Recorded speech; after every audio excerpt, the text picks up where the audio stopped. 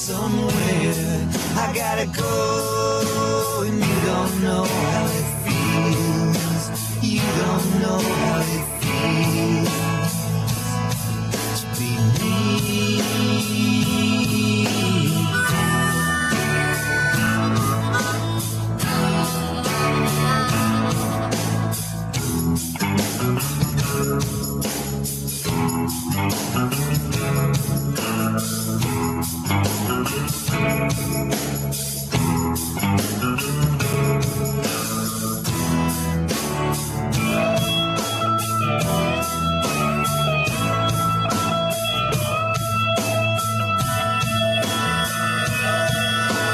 My old man was born to rob. He's still trying to beat the clock.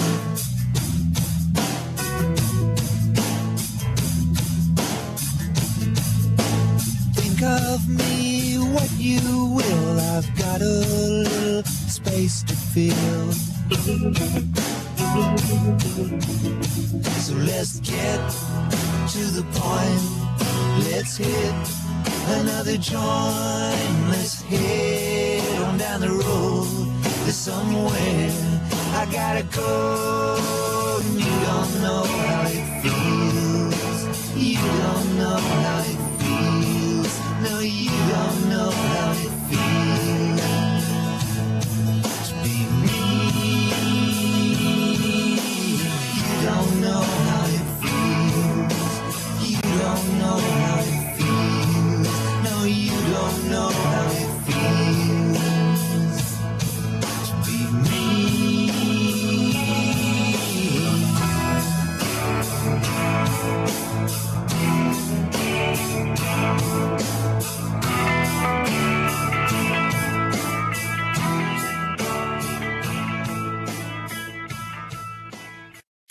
Everybody's looking for the best mix of music. The best mix and more. 107.3.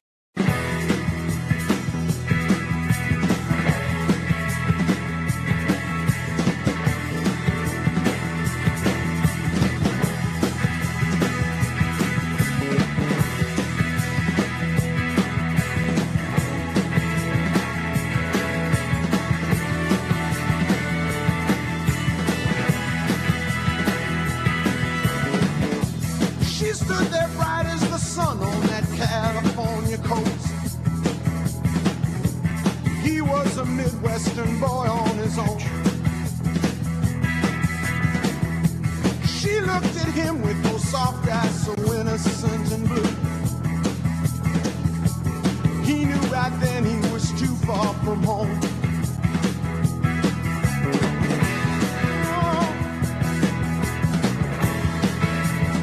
He was too far from home.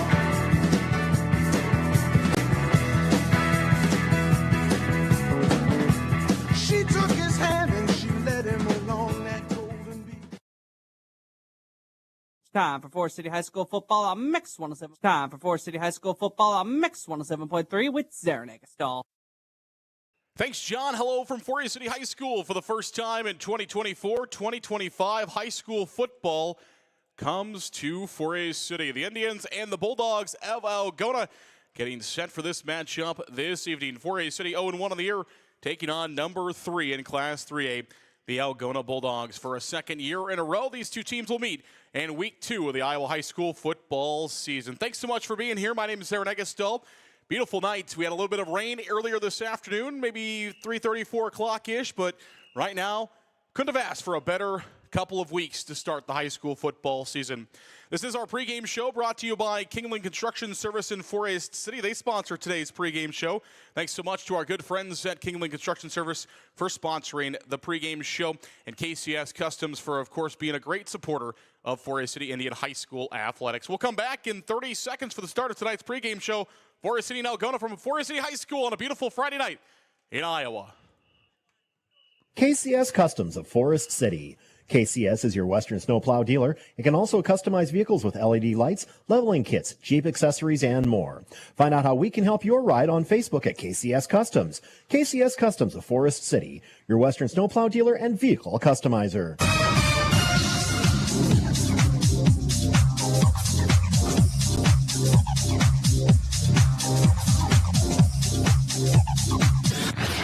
back here to 4A City High School where it is 61 degrees and beautiful outside. Sun still peeking through 4A City in their red and white. Algona right now in their whites. Warm-ups underway here at 4A City High School as we get set for this contest between these two teams. Algona with an exciting win in week number 1 over previous number 1 in the Radio Iowa poll, Spirit Lake, a team that 4A City will get 2 weeks from now in Spirit Lake. It was 42-40. The Algona Bulldogs coming out on top, and what an exciting contest that was between Algona and Spirit Lake. Again, at that time, it was Algona who was 3 in the Radio Iowa High School football poll to start the season, so they stay at number 3 after that win over what was previous number 1 in the Class 2A Radio Iowa High School poll. I did my ballots. I had Algona, I think, at the number 2 team in Class 3 right now. I had Clear Lake there in that 3 spot, but both teams going to be very good this season. We'll talk with Coach Jacobson in just a few minutes. The 11th year head man of the Algona Bulldogs will join us here on the pregame show. We'll also be joined by first-year head football coach Tyler Anderson. Little history between those two as, well, Coach Jacobson in his career has had to prepare for and try to stop now Coach Tyler Anderson as junior and senior years playing against the Bulldogs there at Algona in his junior season, and then here in 4A City in the senior season. Algona and 4A City getting set high school football. Our pregame show brought to you by our good friends at Kingland Construction Service. KCS Customs, located at Kingland Construction Service, is your truck customization and Western snowplows dealer. Accessorize your vehicle by calling KCS Customs today at 641-585-0101. That's 641-585-0101. KCS Kingland Construction Service in 4A City. Let's go now to Des Moines. Todd Kim is standing by. He's got a look around the entire state, all the big matchups that are going on here in week 2 of the Iowa high school football season. He'll also look ahead to Iowa and Iowa State. Big week here in the state of Iowa. Other college action going on as well. UNI in action this weekend, and a few of the other smaller D2, D3 high school colleges also in action around the state of Iowa this week. We'll go now to Des Moines. Todd Kim is standing by for the Iowa High School Scouting Report. From Radio Iowa Sports, this is the Scouting Report, an in-depth look at this week's prep and college games. Now from our studios in Des Moines, Todd Kim. It's the 71st meeting of the Cyhawk Series as Iowa State visits Iowa. UNI is at St. Thomas of Minnesota, and in high school football, arch rivals collide in a 5A showdown, and an 8-player, Waco visits Iowa Valley. That and more on the Scouting Report. Okay, gotta be late. Gotta go. Where'd I put... wallets. Check. And... phone. Check. Keys. Check. Lunch. Check. Checking for the things you need doesn't take long. But what about checking for your safety? Right now, 1 in every 5 vehicles on the road has an open safety recall. But it only takes seconds to check for open recalls on your car at checktoprotect.org. All you need is your vehicle identification number or license plate number. Your automaker may not have the right information to notify you about recalls by mail, especially if you recently moved or drive an older or used car. Checktoprotect.org is the quick, easy way to find out if your vehicle has an open safety recall and find the closest dealer who can make the repair for free. Laptop. Check. Before you go, take a minute. Visit checktoprotect.org. Check to Protect is a program of the National Safety Council. The Scouting Report from Radio Iowa Sports. In terms of wins and losses, Iowa has dominated the Cyhawk Series recently, having won 7 of 8, heading into Saturday's 71st meeting in Kinnick Stadium. But on the field, it's been anything but lopsided. The Hawkeyes have made a habit of getting outgained by ISU, but have feasted on mistakes. In fact, Iowa's last 2 wins in the series have included defensive touchdowns. The Cyclones made several big plays in the season-opening win over North Dakota, but the trick against the Iowa defense is to make big plays without getting careless. That is a fine line, and it's a great balance. I think when you look at a game like this and being aggressive is one thing, being intelligent is the most important thing. And, there's ways to be aggressive with intelligence along the way. And, in all honesty, both sides of the football, you're going to have to do a great job of that. That'll be a huge impact on this game, in my opinion. That's ISU coach Matt Campbell. Iowa State quarterback Rocco Beck says the Cyclones have been working on handling the noise inside Kinnick Stadium. The other key in this one, find a way to stay on the field and sustain drives. If we have 3 and outs, we're not going to win this game, and so we're going to need to sustain long drives and continue to hone in on the details and precision through each drive, and hopefully just come out with some touchdowns or field goals. Iowa posted a shutout in a season-opening win over Illinois State, but an experienced Beck makes the ISU offense a much bigger challenge. I think he's a very confident guy, very, very poised, and just does a good job running their offense. So they've got a really talented group of receivers.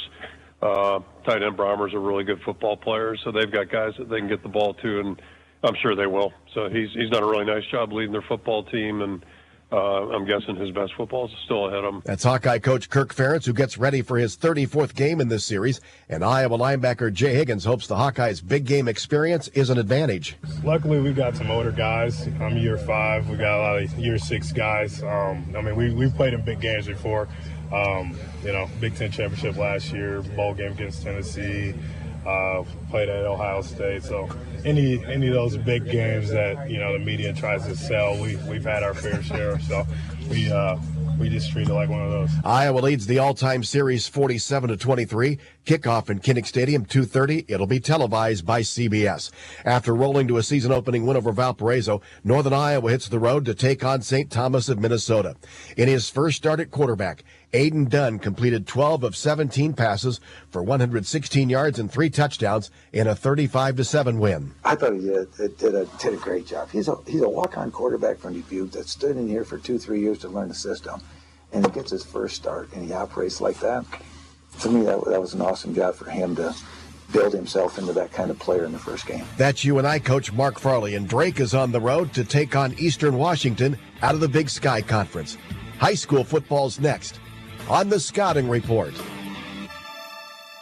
Hello, this is Lex Swivel, a registered nurse at Hancock County Memorial Hospital. The average wait for an emergency treatment nationwide is about 2 hours. When you come to Hancock County Memorial Hospital's emergency room, you can expect to be evaluated within 15 minutes of your arrival. When you have an emergency, Hancock County Memorial's ER is available 24 hours a day, 7 days a week, ready to provide you with the quality and efficient care you need. Your health, our care, a lasting partnership. Hancock County Health System.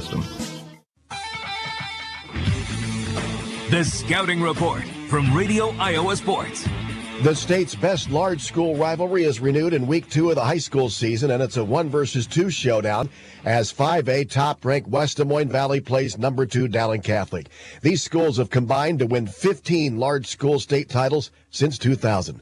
Dowling opened with a win over rated Cedar Rapids Kennedy, and Coach Tom Wilson says the Maroons will face a talented and experienced Tiger team. We're going to have to play really, really well, and some things would have to fall our way to stay into things, but that this rivalry has been that way before, and this game is oftentimes comes to special teams as well, and the kicking game and field position, and wouldn't be surprised if that was the same this week. Valley opened with a win over 3-time defending 5A champion Southeast Polk, and Coach Gary Swenson says they'll lead another big effort against the Maroons. If we perform like we can, I think we'll have a good chance to win, but any mistakes or, goofball stuff, it's very small margin of error against teams like this. There are 2 other rated matchups in 5A. 5th-ranked Southeast Polk hosts number 6 Ankeny.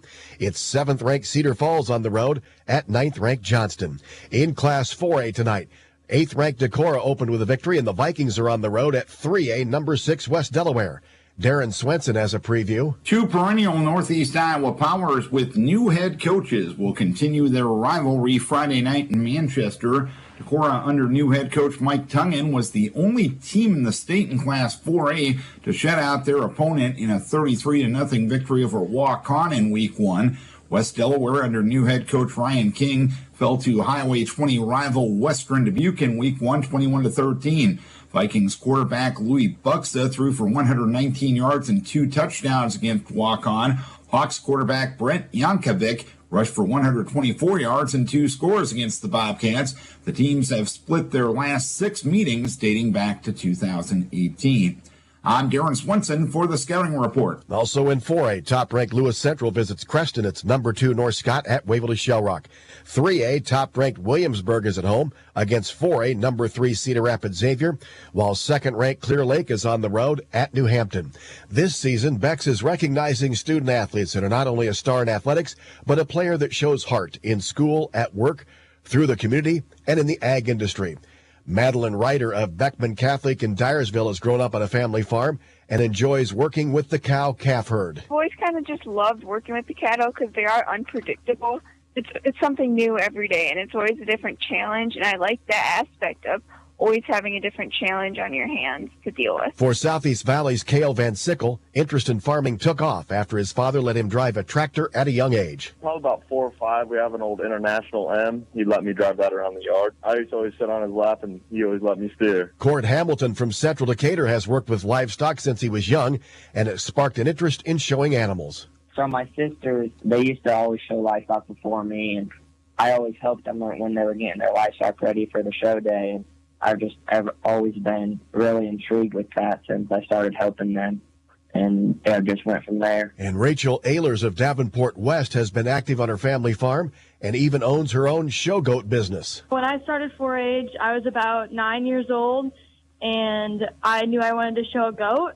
So I ended up going over to my neighbor's house, and I showed a couple of years later, I had the opportunity to buy 28 bred goats. Every year we've been growing, and now we have about 80 total. Every year we've been growing, and now we have about 80 The rest of Week 2 is next. With heart. On the Scouting Report. The rest of Week 2 is next. Hancock County Health Scouting System. Report. Physical Therapy Department. Hancock County Health System. I'm Don Peatland, Director and Physical Therapist at Hancock County. Director and Physical Therapist at Hancock County Health System. Here, we individually work with you to get you moving again. We have trained professionals that will work one-on-one with you to improve your strength, balance, and get you moving as pain-free as possible. HCHS Rehab has offices in Britt, Garner, and Kanawha. Call 641-843-5500 to find out how we can help you. Hancock County Health System. Your health, our care, a lasting partnership.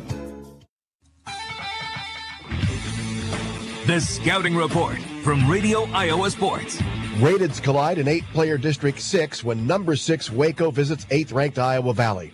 With a young offensive line, Waco has used the arm of quarterback Clayton Miller in a 2-0 start. He has 496 yards of passing and 10 touchdowns as teams have loaded up against the run. Iowa Valley counters with sophomore signal caller Nolan Kriegel. He's rushed for 406 yards and 10 touchdowns in a 2-0 start. Iowa Valley coach Casey Kroll says the running of Kriegel is a product of the entire offense. But we got to give a lot of credit for our success to our offensive line and then our receivers blocking and our running backs blocking as well. But Nolan's a dynamic runner and does a really nice job of, being patient, finding the hole, and then he can, beat you with his arm too if we need to. So we just kind of, try to balance out the run and the pass. Waco coach Chad Edeker says games like these often come down to mistakes and turnovers. Part of the reason we won our first 2 games is because we're a positive turnover margin on both games. We've forced a few and haven't had a lot. The biggest mistakes we make right now is we're still a little penalty prone. We're still doing some things, getting linemen downfield. We're holding a little. We're doing some things that are just too obvious, and we need to make sure we clean that up and not make those mistakes. There's one other rated matchup in 8-player. It finds number 7 Audubon at home against 10th-ranked Colonesco. Class A, IKM Manning entered the Radio Iowa rankings this week, heading into tonight's game at home against Panorama. Noah Caruso has a preview. IKM Manning entered at number 10 in the latest polls after a 49-34 victory over Esac County in Week 1. IKM Manning had an effective night running the football as they ran for 295 yards and 5 touchdowns on the ground. But for head coach Corey McCarville, he believes this offense can reach a new high by executing the passing game. We feel like there's a number of play-action passes that could be effective for us. And, those are some of the things that we'd like to, kind of establish a little bit more. The Wolves gave up over 350 yards of total offense against Esac County, as Coach McCarville wants to see a quick improvement from his defensive side. We had, by the tape that we watched, we had a very high number of missed tackles. We overran a lot of plays. There's just a lot of fundamental things that on the defensive side that we just did not do a very good job of, giving up that many yards and that many points. As for the Panorama Panthers, they entered this contest 0-1 after a tightly contested 28-21 loss to West Central Valley. Panorama was able to run the ball well in their own right with 240 rushing yards and 3 touchdowns. From Manning for KDSN Sports and the Radio Iowa Scouting Report, I'm Noah Caruso. Also in Class A, it's top-ranked Woodbury Central visiting Westwood. Number 2 ACGC is at home against Earlham. In 1A, rivals meet as number 9 AHSTW hosts Riverside. Chris Varney reports. Riverside is led by junior tailback Jackson Gordon, who put up 185 yards last week in a blowout win over West Monona. AHSTW head coach Gigi Harris. He's a lot stronger. You can tell he's put a lot of time in the offseason. One, we got to stop him in the box. And, if they want to run inside, we got to make it bounce and make it go outside. Obviously, if they want to go outside, we want to flush it back in. And so that's going to be primary number one, is we got to control him. The Vikings last week gave up a 78-yard kickoff return for a touchdown, but then answered as Luke Stenberg returned the very next kick 95 yards for a score to key a 26-21 comeback win over Tri-Center. Now it's the 59 rivalry. Bulldogs head coach Daryl Frame. Yeah, it is. When it's a rivalry, and like you said, when we're close, our communities are kind of close to each other, so it adds a little bit to it. So I'm sure they're going to come out on fire because Gigi always has them ready when they play us. So both teams 1-0 as Riverside visits AHSTW. For the Scouting Report, I'm Chris Varney. Also in Class 1A, it's top-rated OABCIG at home against East Sac County, while number 2 Grundy Center visits Appleton and Parkersburg. And in Class 2A, top-ranked Van Meter is at number 9 Des Moines Christian, while second-ranked Spirit Lake visits Sioux Center. That's all for the Scouting Report. For Radio Iowa Sports, I'm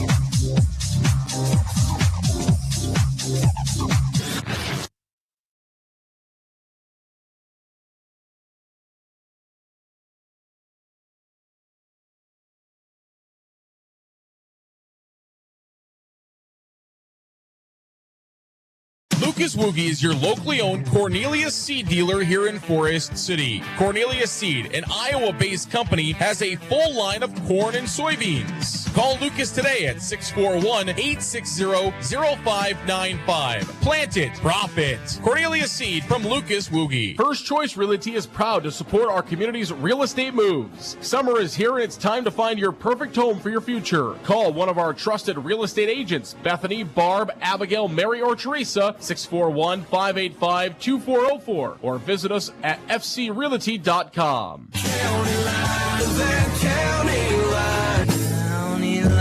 Everyone else is doing it. Call me, Matt, Chuck, or Jake at County Line Seeds in Forest City for a great lineup of DeKalb, Asgrow, MK, and now offering Wiffles hybrid products. 641-581-3300. Wilson Dental is expanding again. Wilson Dental now offering a clinic in Buffalo Center. Check out Wilson Dental now in Buffalo Center to go along with their long-standing tradition in 4A City and also offering services in Garner. Wilson Dental in 4A City, Garner, and now Buffalo Center. Matt Jennings and Troy Hall of Jennings & Hall Financial Group, located at MBT Bank, want to thank our Forest City teams for their hard work and dedication and wish them good luck this season. Best wishes from Matt and Troy at Jennings & Hall Financial Group, located at MBT Bank in Forest City.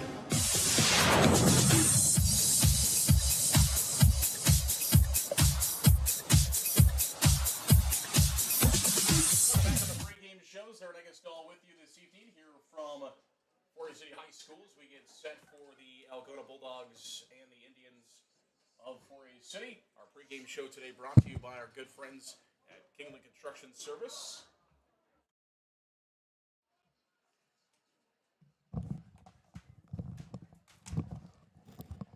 Kingland Construction Service, KCS Customs in 4A City, the sponsor of today's pregame show, getting set for the Indians and the Bulldogs of Algona. Let's go behind the enemy lines now as we're going to be talking with the head man of the Algona Bulldogs, Andy Jacobson. Welcome back on the pregame show. Zaron Egestal with you, getting set for Algona and 4A City this evening. Our pregame show behind the enemy lines segment brought to you by Shooter's Sports Bar and Grill on Highway 69 North in 4A City. They have specials every Friday. They're posting them on their Facebook page. If you're not following, you should be following starting right now. Go to facebook.com, follow Shooters Sports Bar and Grill on Facebook. Got a redesigned dining room. Go in, check them out. A lot of great things going on. Shooters Sports Bar and Grill, sponsors Behind the Enemy Lines. And with that, let's bring in the head man of the Algona Bulldogs, Andy Jacobson. And Coach Jacobson, thanks for joining us on Behind the Enemy Lines this evening. Absolutely. Thanks for having me. No problem, Coach. Let's start with your thrilling Week 1 win over Spirit Lake, two of the best teams in the state in 2A and 3A, respectively. You guys win 42-40 in a wild one to start the season. Yeah, that was a really neat environment at Spirit Lake on the road there.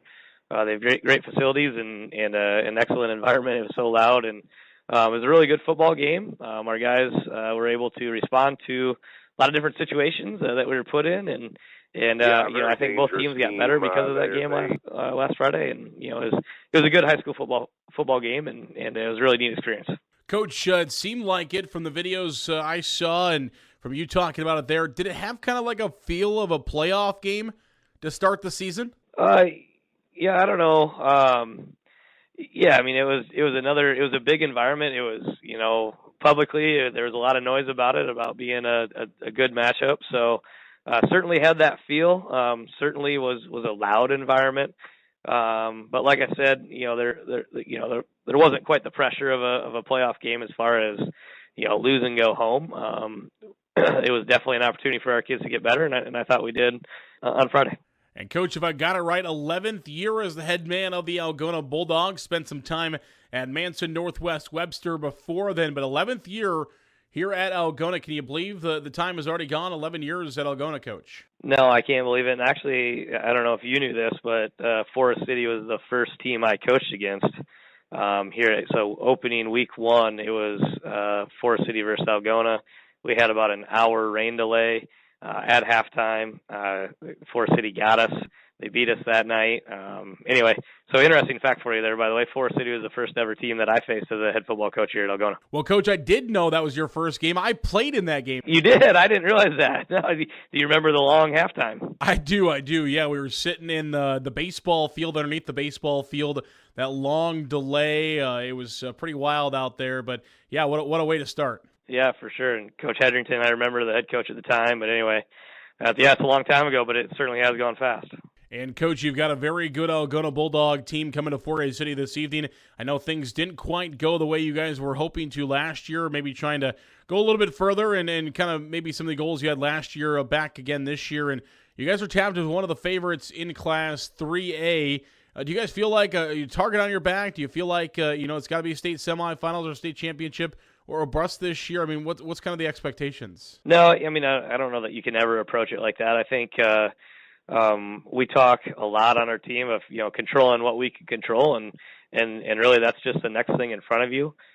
Each year we take our seniors on a leadership trip, and we put them on some high ropes, and one of the main lessons for being on a high ropes course is, if you're nervous and you're scared about being up in heights, in order to complete the obstacle, you got to do it one step at a time. And that's certainly how we have to focus this year.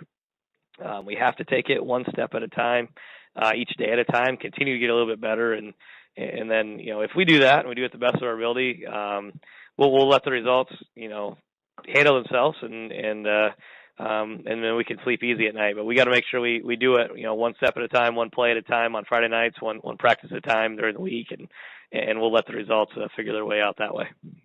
Taking on a Coach Tyler Anderson 4A City football team this evening, and actually an athlete you coached against in 2015-2016. He had 3 catches for 53 yards in that contest against you. What have you seen on film so far from Coach Anderson's team? What are you expecting out of 4A City this evening? Yeah, Coach Anderson, I remember he's a really good player. I remember talking about him quite a bit going into that game. Well, that's 10 years ago. But anyway, what I noticed is looks like they've got the system that he wants to run, and I was really impressed with how physical they were off the football up front. Did a lot of good things there. The receiving core is scary. They're tall and they're fast, and I think their quarterback throws it really, really well. Defensively, I thought they flew around, and they finished when they were there and made tackles and were physical. So in my experience, and all this time here, every time we play Forest City, it's a very physical football game, and I don't expect any different tonight. Let's go back on your Bulldogs again for a moment. I know every year is different. You got different kids, you got different things, different environments, different teams you're playing against, different home and away schedules. 2019, obviously your best year, 11-1, went to the state semifinals, falling to OA BCIG. Can you draw any comparisons? I mean, mentality or work ethic? I mean, is there any comparisons between this team and 2019? If you're asking for comparisons between those two, I think one of the best ones is this group, how good a leadership that they have. In 2019, we had a bunch of seniors that were always the last ones to leave, making sure everything was the way that it was supposed to be, and even better than they found it. Our guys this year doing the same. They're doing a great job of coaching up the younger guys, maybe behind them, and helping them get better. So in comparison to that team, they certainly have the leadership capability that we're looking for, that great teams have. And we've had a really, really good 3 weeks, and couldn't be a more fun group to be around. And that certainly reminds me of 2019 and just the kind of kids they are, a bunch of good kids. So it's been a lot of fun. And, if we continue to do things the right way, hopefully things take care of themselves. You're on the road for a second straight week to open the season. You finally get to go home next week against Esterville Lincoln Central. But how's it been to start the season? First 2 games on the road at Spirit Lake, at 4A City. Yeah, anytime you go on the road, it's a different environment. It's something that you're not used to. You're not comfortable, right? And that's good. Those are good lessons for our kids to have as far as responding to adversity and a whole bunch of things. And so we're one of the few teams that go on the road 2 weeks in a row to start out the year, but that's okay. They're good lessons for us. And like I said, last week I thought we got better playing at Spirit Lake. That was a really good game, and I expect the same tonight. I know that we're going to come out of this learning a lot and getting better and continuing to improve.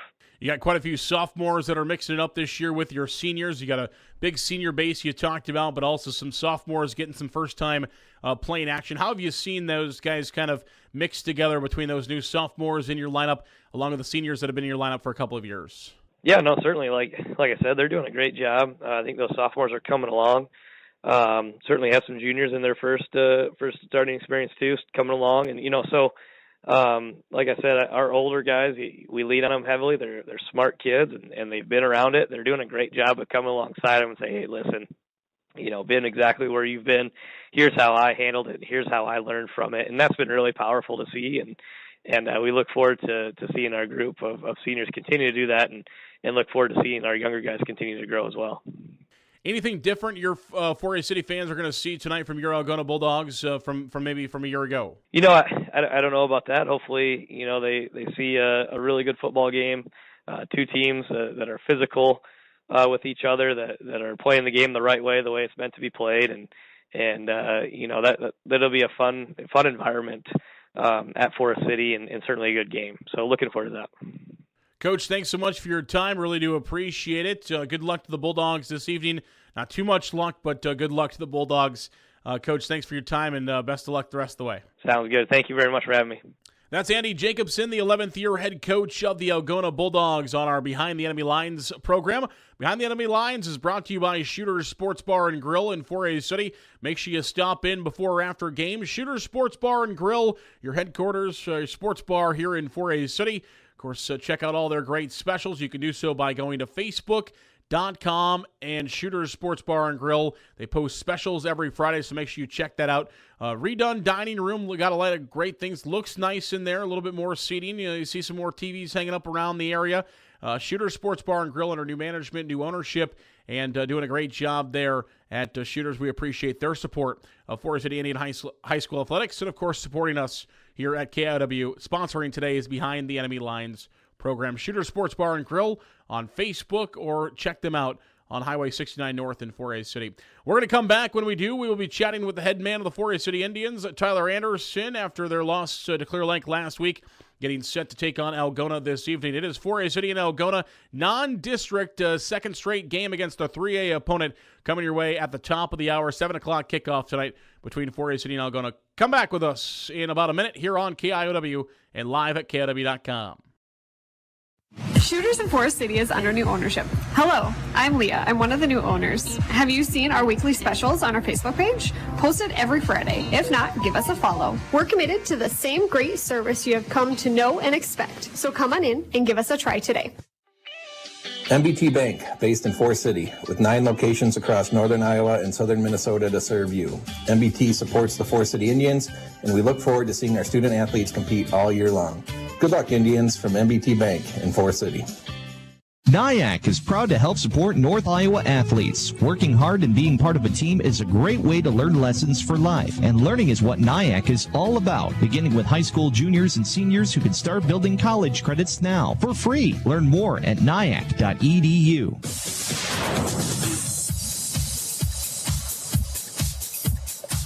Welcome back on the pregame show. We're talking now with Forest City head football coach Tyler Anderson. And Coach had a beautiful night for football last week, and it seemed like the Indians, though the loss, came out pretty healthy to get ready for tonight against Algona. Yeah, it was a great night.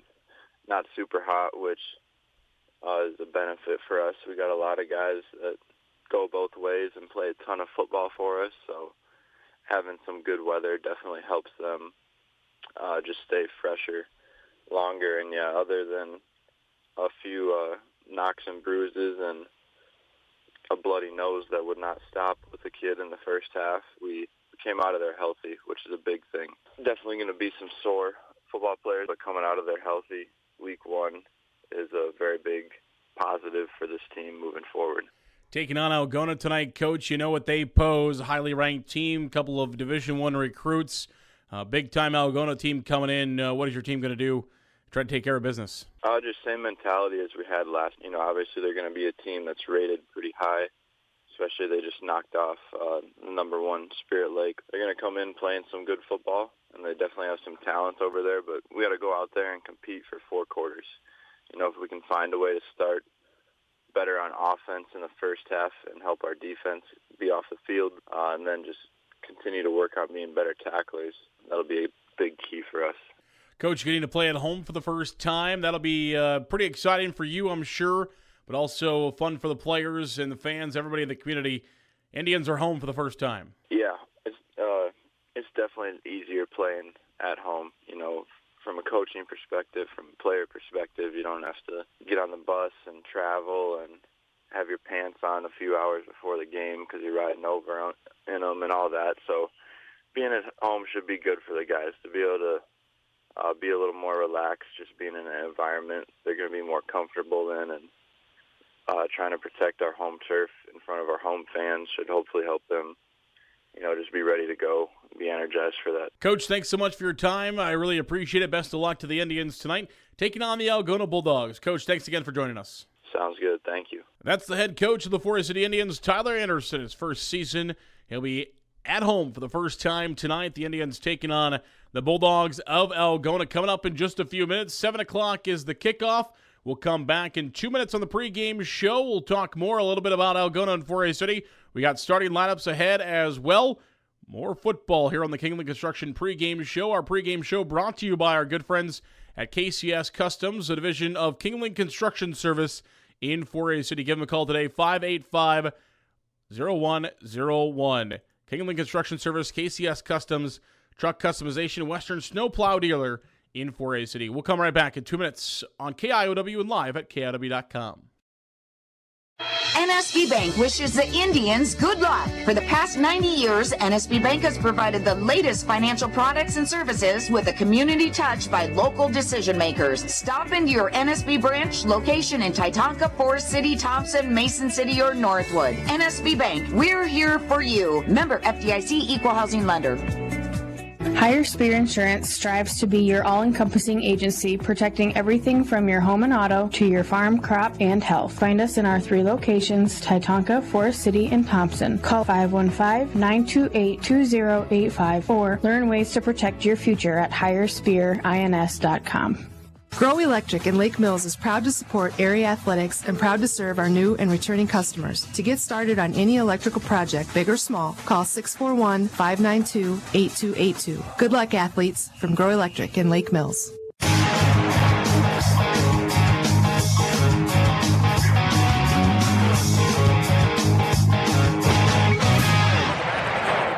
Construction pregame show. Zarin Egestal with you, getting set for kickoff in a couple of minutes between 4A City and Algona. The Bulldogs are in town. They're ranked number 3 in the Radio Iowa High School football poll. And with that, let's bring in the second member of our team. Tanner Thompson, former 4A City quarterback and defensive back, is joining us. And Tanner, good evening. Thanks for coming up and hanging out with us. Absolutely. Thanks for having me. Appreciate it. Should be a lot of fun here tonight between 4A City and Algona. We'll get into our starting lineups in just a couple of minutes. First of all, let's take a look at some of those just fun things to talk about when we look at 4A City and Algona. This is the 19th overall meeting between these two teams.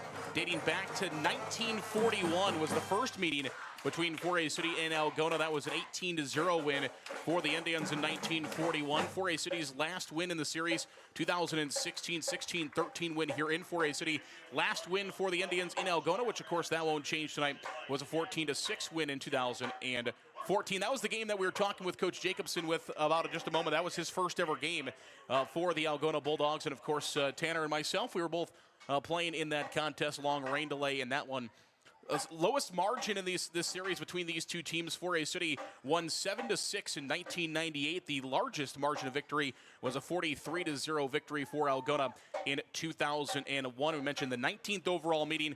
4A City leads this all-time series 11-7, but Algona has won the last couple of meetings between these two teams. And with that, let's take a look at our starting lineups for this contest. First of all, the starting lineups for the Algona Bulldogs and what Coach Jacobson will send out onto the field against 4A City here this evening. Let's take a look at those starting lineups. First of all, on the offense for Algona, it is, we'll start with the offensive line from left side. 55 is Ryan Weir. He's a senior, 6'5", 270. Left guard is number 72, Max Nevitt, junior, 6'1", 280. The center is number 57, Tate Carter, a junior at 6'3", 235. The right guard is 54, Aiden Ulrich. He's a senior. The right tackle is number 52, Drew Schucher, a senior at 6'3", 270. The running backs, number 1, Evan Alley, a junior at 5'10", 160. Had a good game against the Indians a year ago. Number 11, Tyson Vandewally, sophomore, 6'2", 225. The other running back is number 9, William Weichert, a sophomore at 5'11", 185. The tight end is number 8, Jack Limbaugh. He's one of the 2 Iowa State recruits for the Bulldogs, senior, 6'4", 230. He'll play defensive end for the Cyclones next season. And the wide receiver is number 13, Tate Schlegel, a future Iowa Hawkeye on the baseball diamond, senior, 6'2", 180 pounds. And the quarterback is future Cyclone number 7, Alex Mansky, senior, 6'3", 220. He's about as good as they get when it comes to high school quarterbacks. I really can't think of a high school in the state of Iowa that Alex Mansky would not be the starting quarterback for, from Class 8 player all the way through Class 5A. Just so many things he does dynamically. He runs the ball well, a dual threat quarterback, just a fantastic body there for the Algona Bulldogs. I think as of last check, I believe he's up to a 4. No, he's still a 3-star. I thought he went up to a 4-star quarterback, just a 3-star quarterback. He is rated as the number 2 quarterback in the state of Iowa by 24/7 Sports, and the number 31 quarterback in the 28 quarterback in the country. Second-rated quarterback in the state of Iowa is Alex Mansky, and the Indians will get a full dose of Mansky, both running and throwing the football this evening.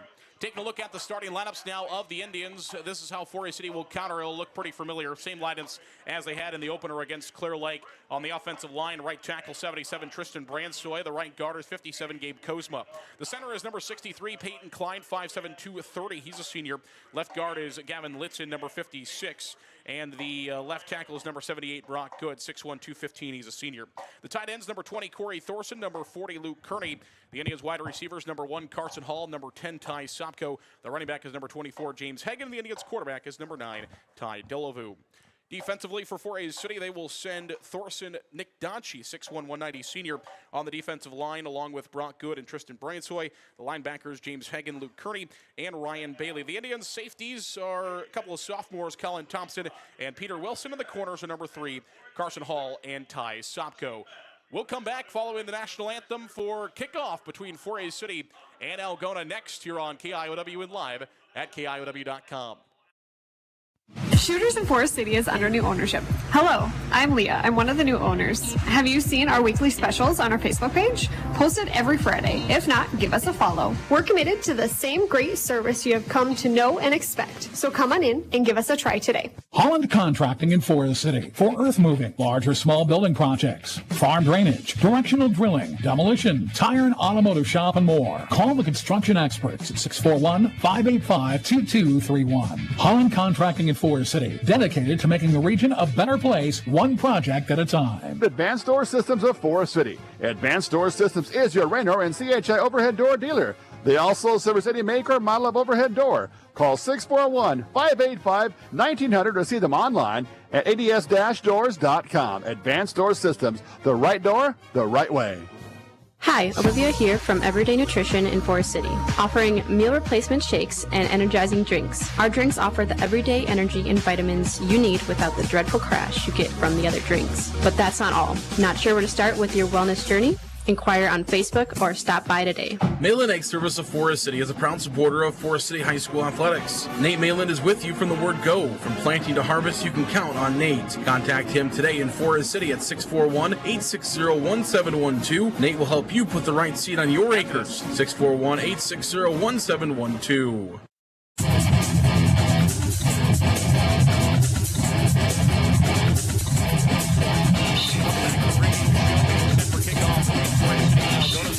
Tanner Thompson with you. And Tanner, we look at this Algona defense, a team that's going to their base defense going to run out of a 3-5. And, you know, kind of for the people at home, when we're looking at a team that's running that 3-5, first of all, Forest City, what's their best offense? I mean, what's a good way to break that? And for Algona, why go into that 3-5 with those 5 linebackers?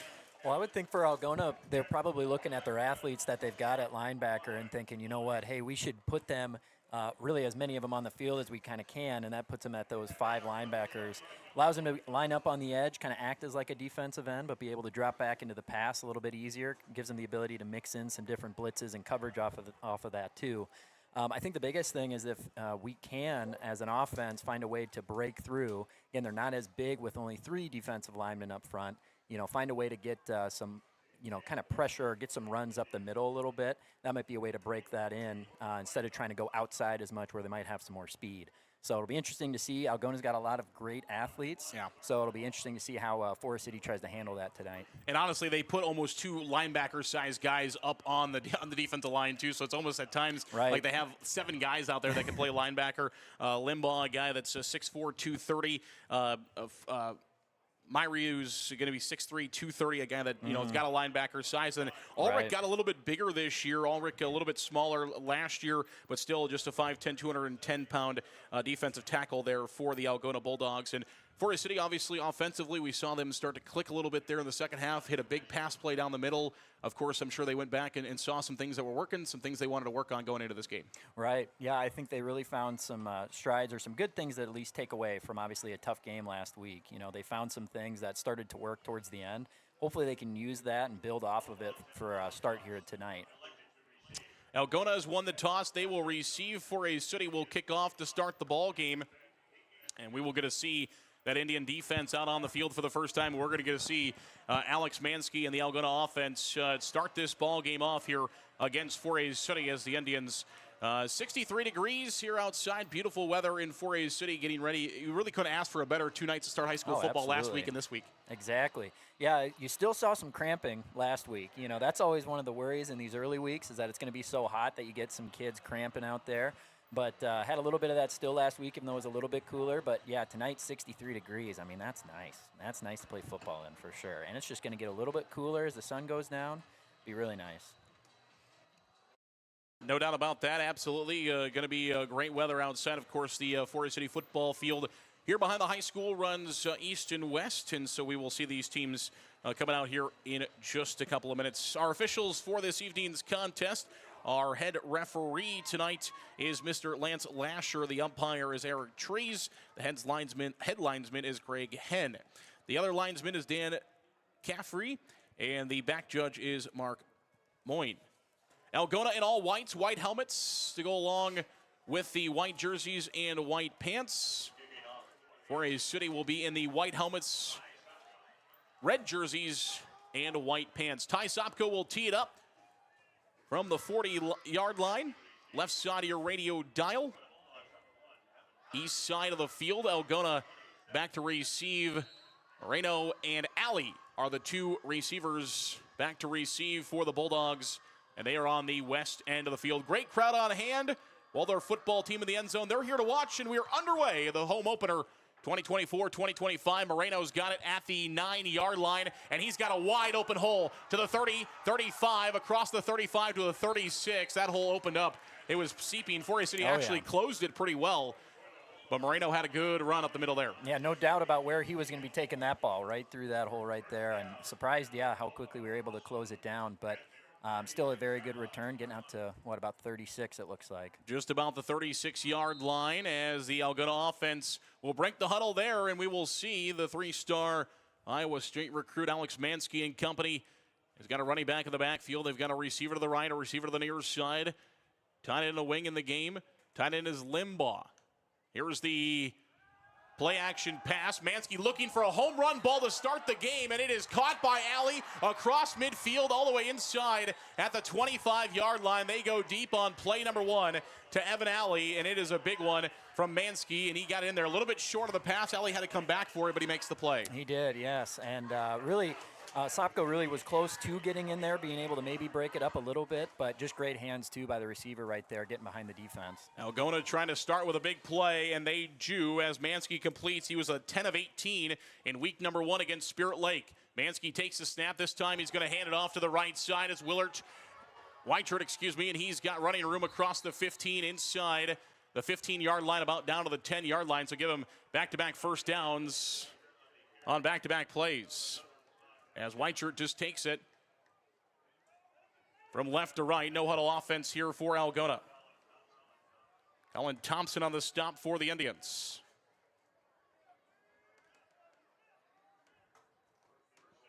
It's first down from the 10-yard line for the Bulldogs. Started at the 36 inside their own territory.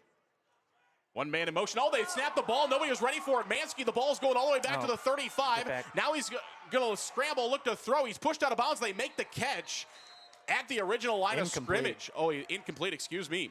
I thought a tiptoe on the sidelines. They're going to call it incomplete. Good call there as Slagle did not get his feet down. Still a lot better than getting tackled 20 yards, behind the line of scrimmage. Exactly. Yeah, it didn't really matter. Made something. Yeah, it didn't really matter either way, actually, as he made the catch at about the original line of scrimmage or incomplete. It's same, and it's second down and 10 from the 10, but a miscommunication there as the center take Carter, the junior. A little bit of inexperience on the offensive line, parts of the offensive line for Algona, and Carter one of those. Mansky takes a snap, looking to throw. He's hit as he throws into the end zone. One-handed grab attempt by Slagle, and he is unable to pull it down, so it's going to be third down and 10 here for the Indians. Good pressure there by Forest City. Carson Hall was there guarding Slagle in the end zone. Talked about him. He'll play baseball at Iowa. And just because he's not playing Division I football doesn't, he's still a Division I athlete, still very good. So the third of the Division I athletes on this offense out of 11 players for Algona. Mansky takes the snap, hands it off. Whitechurch on the right side. He is going to be tripped up after a short gain. Tristan Bransoy is in there, big number 77, and he's able to pull down Whitechurch after about 3 yards to the 7-yard line. It's fourth down and goal for Algona. Good to see Forest City step up right there. Those first 2 plays, obviously, like you said, first downs to get down here to this point, but to now kind of make a stand here. Let's see if they can. Sideline inside the 30 to about the 27-yard line.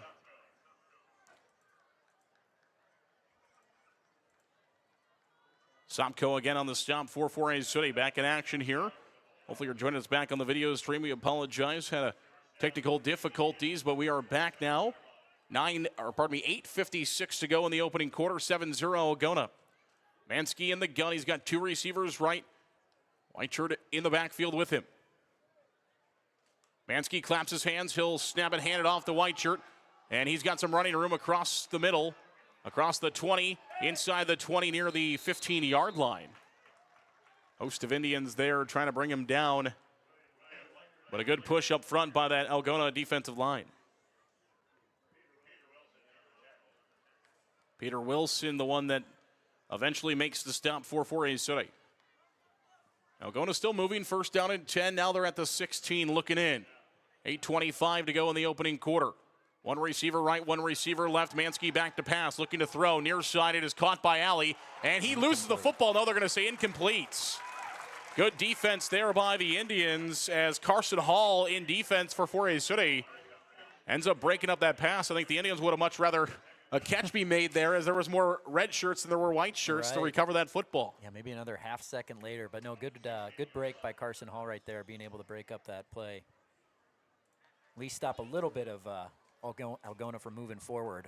They've been pretty consistently doing that here on offense. Mansky in the gun. He's got two receivers right. Running back in the backfield, that's white shirt again. They're going to give it off inside. Running room at the 5 near the goal line, and going to be stopped short of the goal line is Vandewally as they run that counter play back inside. And now at the 1 yard line is Algona looking in with 8:06 to play here in the first quarter. 7-0 Bulldogs. Knocking on the door, trying to get into the end zone again. Did it from 4th and 7 their last time. Mansky looking to throw, and he will. Back of the end zone is incomplete. Mansky probably should have just run there. Right. I think he was looking to try to help out one of his teammates to get some stats there, but Mansky looked like he had an easy touchdown if he runs forward. That's exactly what I was thinking. But helps the Indians. We'll take it. We will take it. Makes it Give now us another chance. Yeah, 2nd down. I think Mansky's thinking, well, if we don't get it in here, we've got a couple more opportunities to try for, but that's one of those things that come back to bite you. They've had a couple of mishandled snaps. It takes one of those right here to be a turnover inside a goal to go. Mansky this time gives it off to white shirt. He will walk in. Touchdown Bulldogs from 1 yard out. As white shirt scores. Not really sure that honking horn is coming from. Don't normally get that on the road, but Algona bringing that with them, I guess. 7:45 to play here in the first quarter. And Algona trying to add the PAT. Snap is good, hold is good, kick is no good. The first one barely made it. This one is no good. It is 13-0 Bulldogs, 7:45 to play in the opening quarter. We'll come back. Kickoff is a minute away.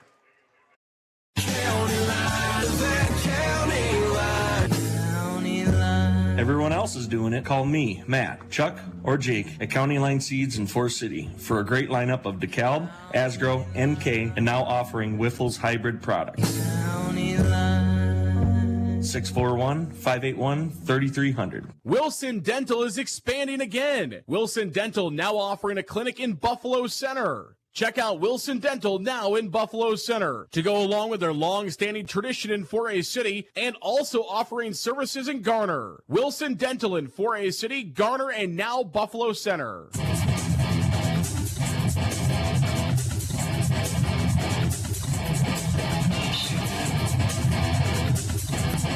Welcome back here to 4A City High School. 7:45 to play in the first quarter. Algona leading 4A City 13-0.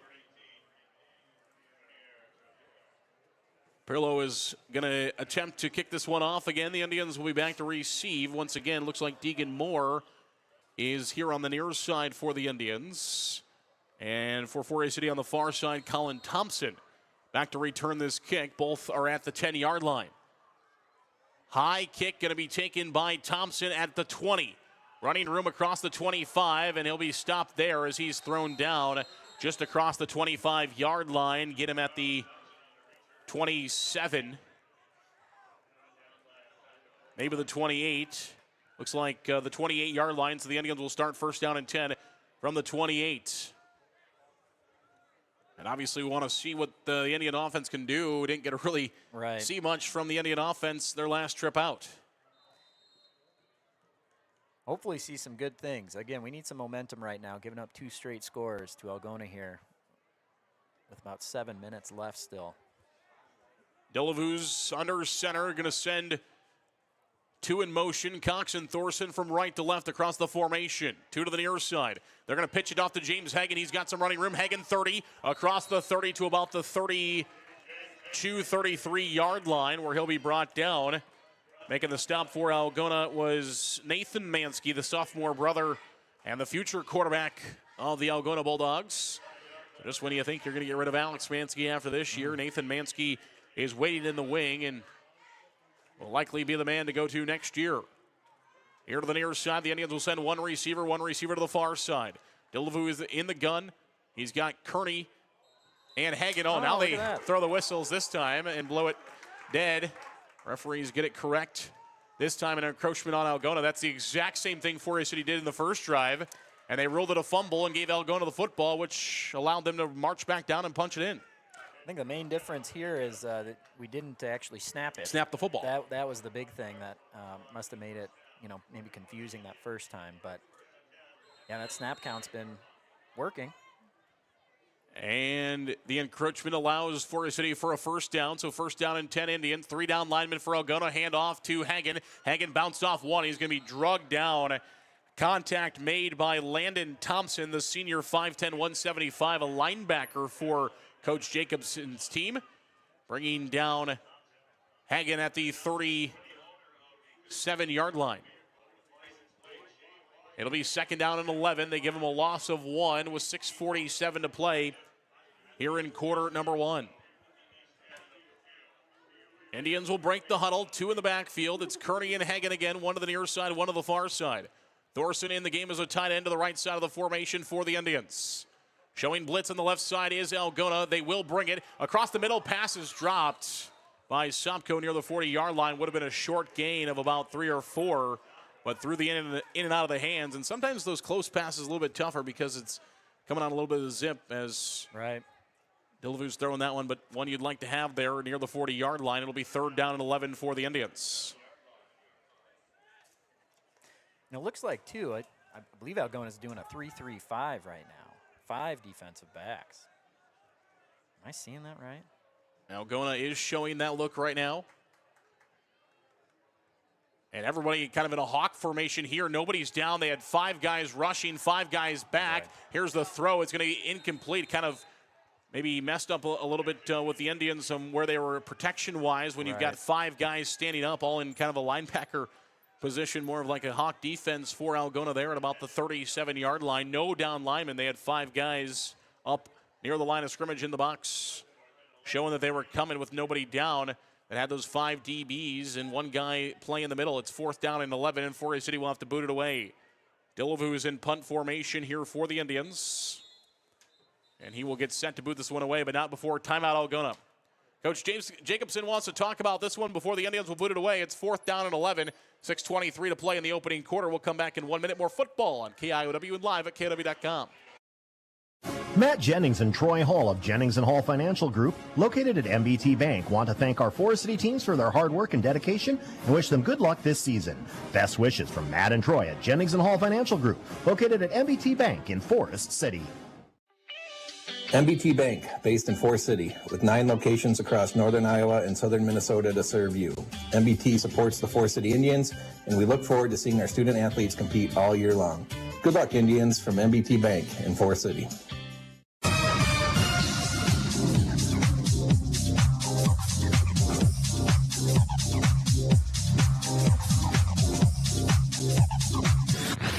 Welcome back here on KIOW, live at KIOW.com. Zernegas Stahl, Tanner Thompson with you this evening as we're going to see the Algona offense back out again. Alex Mansky, 3 of 7 so far, 62 yards. And 1 touchdown through the air thus far. High snap for Delavu. He does get away with Limbaugh bearing down on him. Alley is going to catch it at about the 36-yard line. Alley's got running room, and he is dragging the Indian would-be tackler, Carter Osmondson. Alley just keep turning the legs there and dragging Osmondson, who's reached up and hanging on to the back of the jersey. You know what? He still got him down, though. We'll take it. Without a doubt. Held on for dear life, and it worked a little bit. That's what you got to do sometimes. Just hang on, let your buddies come and... That's right. I think also he kind of only had one option there for which hand he could hold on with. Does he have a big cast on? Was I seeing that right? No. Oh. There's that just, yeah, on his left arm. Mansky's in the gun. He's going to send Alley in motion from the near side to the far side. They're on the far hash. They'll get down. Here's the handoff. White shirt on the right side being chased by Brock Good. He's going to be tripped up. Actually might have been tripped up by one of his offensive linemen knocking down an Indian defender. Either way, we'll take the tackle as Corey Thorson was going down there, kind of tripped up white shirt across the 45-yard line at the 47. Gain of 4 on the play. Second down and 6 upcoming. 5:51 to play in the opening quarter. It's 13-0 Bulldogs.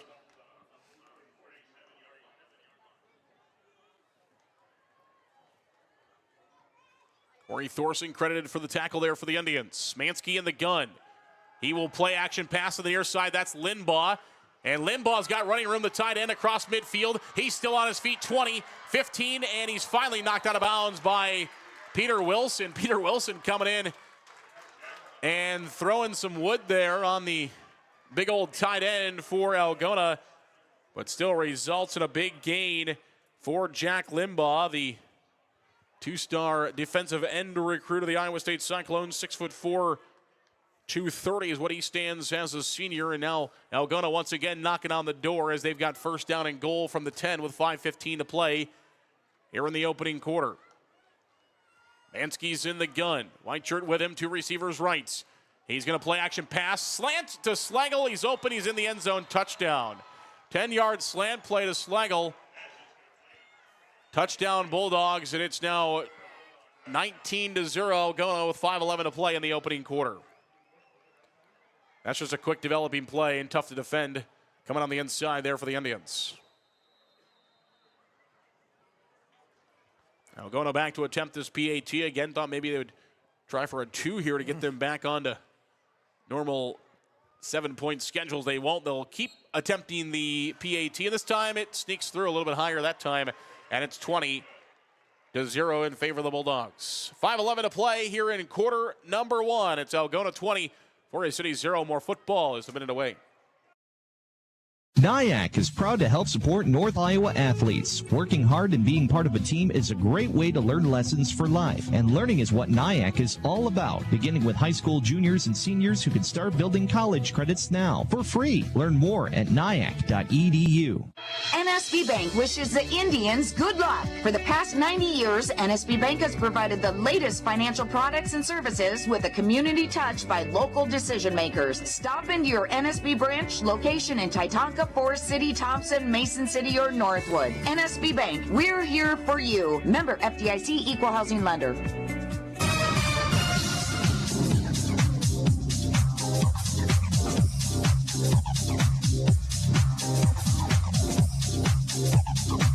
Welcome back here on KIOW, live at KIOW.com. Algona, the number 3 team via the Radio Iowa High School football rankings. You can find those each Monday on our website, KIOW.com. They come out. We vote in those as well. I guess I should say I vote in those. So we do get a little bit of a say, so it's nice to have those, as it is going to be taken by the Indians at the 20-yard line. Colin Thompson's got it for the Indians, and he will bring it across the 30 to about the 31-yard line, where the Indians will have it first down and 10 at the 32, officially just short of the 32-yard line, where the Indians will take over first down and 10. All right, if you're the Forest City offense, what are we using as a spark here to try to spark us? I think maybe trying to just get, maybe establish the run a little bit. I mean, again, I think they're putting a lot of DBs out there because I think they are wanting to test that run a little bit, see if we can actually establish it. And I think you got to take what the defense is giving you at this point and see if we can do that. So we'll see what they go with here. But go big red chant out here in the crowd of the fans that are in attendance. Indians in the eye with a running back and a fullback. They're going to hand it off to Hagen. Hagen looking for some running room, and he's not going to have much. He gets back to the line of scrimmage, though, where he's brought down at the 32-yard line, the original line. It's second down and 10 with 4:51 to play here in the opening quarter. Schippler on the stop for Algona, the all-whites. Algona knock it off Spirit Lake in the opening game. After falling to Spirit Lake a year ago at their home field, they going back and giving it back to them last week, excuse me. Beat the Indians 49-16 in week 2 a year ago. Delavu looking to throw. Near side, incomplete. At the 40-yard line, it'll be in and out of the hands of Sopko here on the near side with 4:19 to play. In the quarter, still 20-0. Algona in the lead.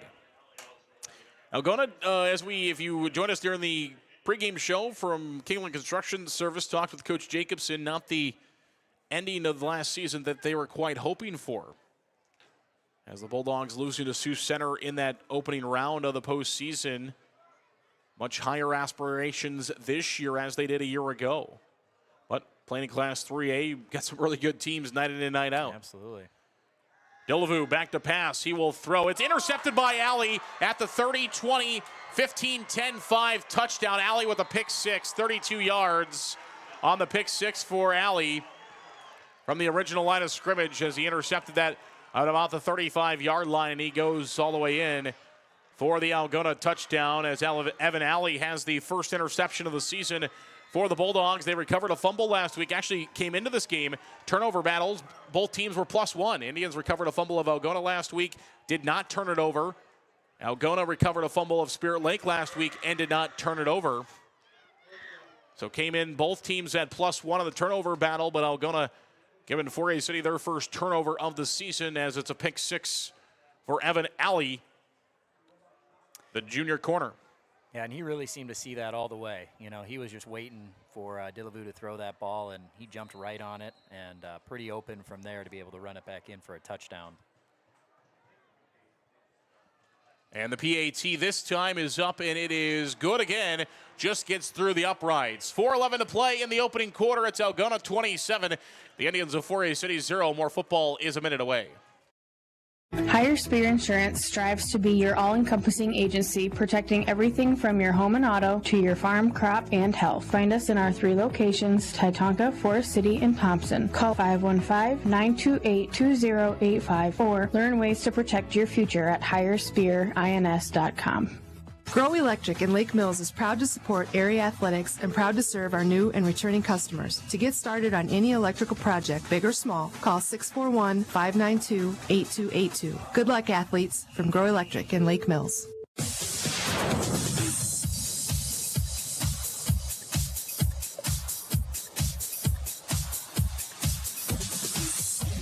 Welcome back here on KIOW, live at KIOW.com. Zarin Eggestal, Tanner Thompson with you, high above Forest City High School's football field as the Indians trail the Bulldogs of Algona 11 with a 4:11 to play here in the first quarter, 27-0. And back to kick this one off, and the Indians will send Deegan Moore and Ty Sopko back to receive. So 4A City's kind of had a little bit of a change, been back and forth, giving different guys chances to return back. None of the kicks have gone very far. Now this time they send one deep. Deegan Moore has to go back, catch it on his back foot. Now he's at the 10, at the 20, across the 20, and he is wrapped up hard across the 20-yard line as the big play is made by Algona's Cale Rotert. The sophomore 5'10", 175 comes in and makes a big play for Algona at the 22-yard line where the Indians offense will take over, and we'll see Delavu and company back out. 4:05 to play here in the opening quarter. 4A City looking to get something going here on offense. Peyton Klein and center for the Indians, anchoring that offensive line with Delavu in the gun. He's got Kearney with him, receiver to the near side of the far side. Peter Wilson is in the backfield, and this one nearly intercepted again, just out of the reach of Tate Garman, who's listed as the free safety for Algona coming in. The only one listed coming in that base defense of the 3-5. Second down and 10 upcoming for 4A City at the 22-yard line where the Indians will break the huddle. Delavu under center. Wilson in the backfield. 2 receivers to the far side. Cox and Thorson in motion from left side of the formation to the right. Thorson up to the line of scrimmage. They're going to pitch it out to Wilson. Wilson looking for some running room, and he's got a little bit. He's going to be brought down. That's Thompson. Landon Thompson on the stop for Algona. Alley actually came in, but he hit his own man. I don't know if you saw that. Evan Alley came in. He was trying to lay the lumber on Wilson as well, but he kind of missed and ran into Thompson as Thompson was finishing the tackle on Peter Wilson. Wilson will find 2 yards on the carry, make it third down and about 7 upcoming for the Indians with 3:29 to play in the opening quarter. 1 receiver to the near side, 1 receiver to the far side. Sopko's in motion across the formation from the near to the far side, from right to left across your radio dial. It's caught on a little swing pass by Sobko is going to be brought down. Looked like maybe the tackle got a little high there. Indians could use help with the 15 yards, but they're not going to get it. It'll be a loss of a yard and 4th down and 8 upcoming for the Indians and a 3-and-out for the Forest City offense once again, and they will punt it away with Delavu. Evan Alley, who just had the interception for a touchdown a few plays ago, he is back to receive this punt. Alley's touchdown officially goes down as 32 yards. They will let the punt go. It's going to take a friendly Forest City bounce to about the 40, inside the 40, still going, and finally going to be touched up by Wilson at the 39-yard line. So Algona starting with some of the worst field position they have had in this ball game, as they will start at the 39-yard line. Or about this on the first drive when Mansky threw across the middle for that first big offensive play of the game. Indian defense is back out there. 2:33 to play in the opening quarter. It's 27-0 Bulldogs. Mansky in the gun. He's got Limbaugh here on the near side. Alley is in motion across the formation from right to left. Now he'll come line up at the hash marks here on the near side. Flag. Yeah, they weren't ready to go there. Right. I don't think they had 7 guys in line of scrimmage. We'll see if it's that or if there's motion. Either way, we'll take Algona 5 yards back inside the 30 to about the 34.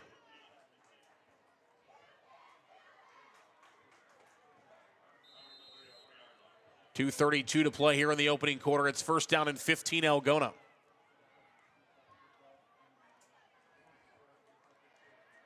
Slangel and Alley here on the near side. Vandewally in a wing formation on the far side. Mansky claps and takes a snap, looking to throw downfield. And it is in the middle of the field, and it is caught at the 30, 20, wide open, 15, 10, 5, touchdown. Vandewally in for the score. Looked like it could be a play for us, and he may jump the route and find an interception instead. Mansky just threads the needle with that pass. It's caught by Vandewally, and he walks into the end zone. Yeah, really not sure what happened right there. Colin Thompson was right there to be able to make that play. I thought he was right there on time. I thought he got the pick. Somehow it just must have gone right into the arms of the receiver there. Just right through Thompson, right into the hands of Vandewally. And that's Alex Mansky threading the needle there on a perfect pass where his man could catch it.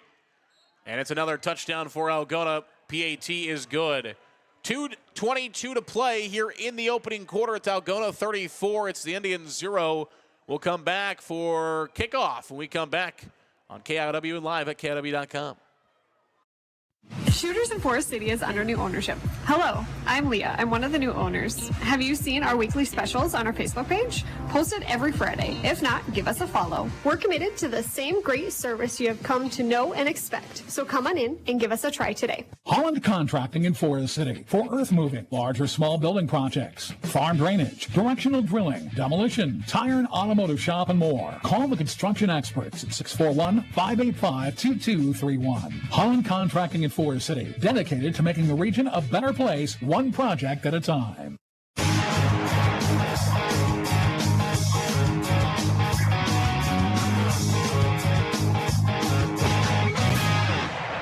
Welcome back here on KIOW, live at KIOW.com, as the Indians of Forest City back to receive a kickoff for Algona, 34-0, 2:22 to play here in the opening quarter. And the Indians will try to set something up here against this Algona defense. Officially a 66-yard touchdown catch from Mansky to Vandewally. The Indians return, and Sobko is leveled. Sobko is hit hard by Nathan Mansky, the sophomore. Comes in and makes a big play, 6'1", 185. And he's going to be brought down at the 31-yard line, where it is 1st down and 10 Algona. Pardon me, 1st down and 10 for his city from the 31-yard line.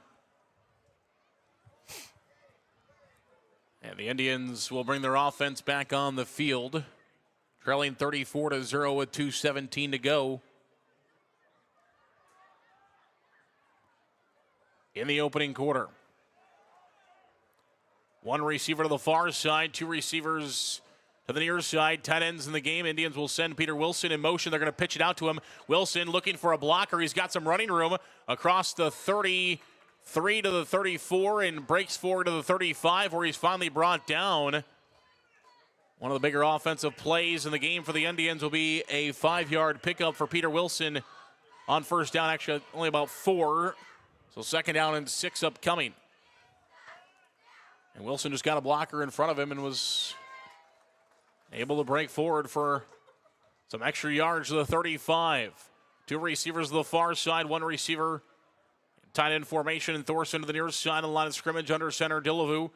He'll hand it off to Wilson again, and this time Wilson is met right at the line of scrimmage, brought down by Vandewally.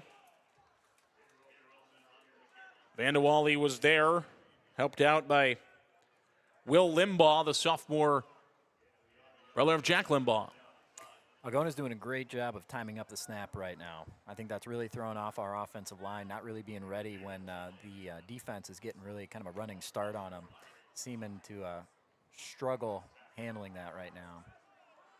Third down and 6 for the Indians. Almost third down and 5 as they need to get quite to that 36-yard line. So a short. They do bring the blitz there. They did time it up. Little dump out pass is incomplete, and it's third down upcoming. Third down and a long 5 is incomplete. So fourth down coming up for the Indians from short of the 36-yard line. Little dump pass out there just a bit short. And that was, again, an example of timing up the snap really well. I mean, that one was about a 5-yard running start to time it up, which is pretty tough to do unless you know exactly when it's going to be snapped. So that might be something for Forest City to try and mix up here. Maybe go on 2. Something as simple as that might help. Zinnel was there on that rush. Alley is going to return this punt from the 33-yard line. He's got running room, and he is loose to the 50, 40. He's got a blocker, 30. He is very gone to the 10, 5, and touchdown. Evan Alley with a 67, I think it'll be about a 67-yard punt return for a touchdown. I think he got it about somewhere in there, 67-ish yard for Alley, and he's just got good speed. Once he starts running, it's tough to bring him down. Very fast. He got a blocker in Zinnel in front of him, and Zinnel held that block pretty well on that outside edge, did not commit a penalty, and Alley from there just had 2 men to outrace to the end zone. And he's going to win that race. Yeah. Evan Alley is getting a speeding ticket every day of the week. BAT is up, and it is good. Maybe the best one they've had so far. 39 seconds to go in the opening quarter. It is Algona leading Forest City 41-0. We mentioned in the pregame show a record for the Bulldogs over the Indians, 43-point deficit. They're 2 points shy of that with 39 seconds left in the first quarter. We'll come back. More football is a minute away. Advanced Door Systems of Forest City. Advanced Door Systems is your Raynor and CHI overhead door dealer. They also service any make or model of overhead door. Call 641-585-1900 to see them online at ads-doors.com. Advanced Door Systems, the right door, the right way. Hi, Olivia here from Everyday Nutrition in Forest City, offering meal replacement shakes and energizing drinks. Our drinks offer the everyday energy and vitamins you need without the dreadful crash you get from the other drinks. But that's not all. Not sure where to start with your wellness journey? Inquire on Facebook or stop by today.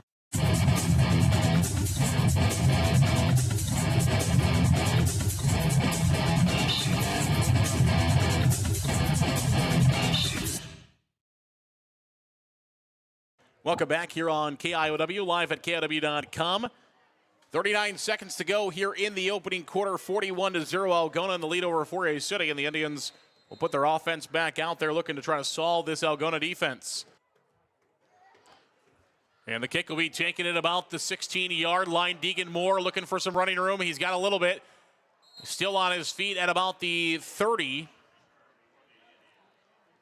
It'll be first down and 10 for Forest City from the 30-yard line with 25 seconds to go here in the opening quarter. And Forest City will likely have one play if they can get up the line of scrimmage here in the next 13 seconds and try to run one here. Or will they take it to the second quarter? 7 on the clock. Now 5. I don't think they're going to get this off. And we are going to go to the second quarter. End of the first. It's Algona 41, Forest City 0. More football comes your way as we get ready for quarter number 2 with the Bulldogs leading the Indians 41-0. Quarter number 2 comes your way next on KOW and live at KOW.com. Malin Egg Service of Forest City is a proud supporter of Forest City High School athletics. Nate Malin is with you from the word go. From planting to harvest, you can count on Nate. Contact him today in Forest City at 641-860-1712. Nate will help you put the right seed on your acres. 641-860-1712. Hey, this is Tom McGregor, the new manager of Forest City Auto Center and Chrysler of Forest City. Stop by the Forest City Auto Center on the north side for Chevy and GM products, and Chrysler on the south side for Chrysler, Dodge, Jeep, and Ram products. Our stores proudly support the Indians.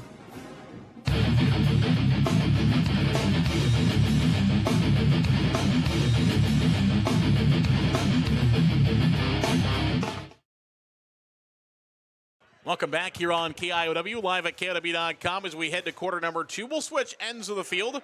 Maybe that will help spark Forest City here, changing the scenery as the Indians will go from the west side of the field. They will try to score in the east goal, and they will be at the west 30-yard line where they have first down and 10 to start here in quarter number 2. Algona defensively been pretty stout against this Forest City offense so far. Yeah, not really anything going for the Forest City offense right now. I think the main thing at this point is to make sure we're not giving up on this game, even though it's a 41-point deficit right now. At least play like you've got something to prove, I think, at this point. And, you know, who knows, maybe we get one big spark and we can see something good come out of it. Well, that's what we saw last week, too. You had that pass across the middle to Corey Thorson after things were looking a little grim, gave a little spark. They're going to try it here to Corey Thorson. He's got the largest offensive play for the Indians tonight. It's going to be a 6-yard pickup across the 35 to about the 36. So they're going to mark him at across the 35, not quite to the 36. So give him 5.5 on the pickup. And it'll be second down and a long 4 upcoming. 11:43 to play here in the second quarter. Coaches versus Cancer night out here at Forest City High School. And a nice meal before, so the cheerleaders are going to be running around at some point here, collecting donations for the American Cancer Society. Do a great job. A couple of events that they run every single year. Here's a handoff to Deegan Moore on the right side, looking for a spark. He's going to take his first carry of the ball game, and Moore brought down around the line of scrimmage. Maybe a short loss on the play. It will be a loss back to the 35-yard line, where the Indians will have second down and about 5. Started this drive from the 30. They'll need to get to the 40 with the nose across the 40-yard line for first down. Right now the nose of the football is across the 35. So the Indians have about 5 yards to go. Receiver here on the near side, 2 receivers, 1 receiver in the tight end on the far side. Couple of backs in the backfield with Dillevue. He'll take the snap, looked in the pass. Dillevue, out pass. It's caught by Carson Hall at the 40. He's got running room 45 across the 45-yard line, and the Indians are in business near midfield at the 49. And there we go. That may be one of those spark plays that the Indians are looking for. Right, and it might be that those short passes are maybe the best chance that Forest City's got right now. You got these DBs that are playing off pretty well, that if we can get that ball out there quick enough and not let the defensive backs jump those passes, might be a way to get the ball moving down the field a little bit more. A little over 10 minutes to play here in the second quarter. It's 41-0 Algona. Receiver to the near side, receiver to the far side. Dillevue in the gun. 3 down linemen for Algona, showing blitz with a couple of their backers. Deegan Moore looking for running room. He's brought down for a loss. Great play in the backfield for Algona, as that's Brody Shipler, the sophomore, 5'11", 210. Good size on him as a sophomore. He gets in there and makes the play for the Bulldogs. Indians will lose 1 back to the 48. Still in minus territory, 48-yard line, where it's second down and 11. Under 10 now to play. The clock is running about 3 seconds clicking off at a time, so it's at about 9:17 right now. Here's the snap. Play action pass. Dillevue looking to throw. He's got a receiver, and it's just short of his man downfield. Looking for that one was Riley Eastfold,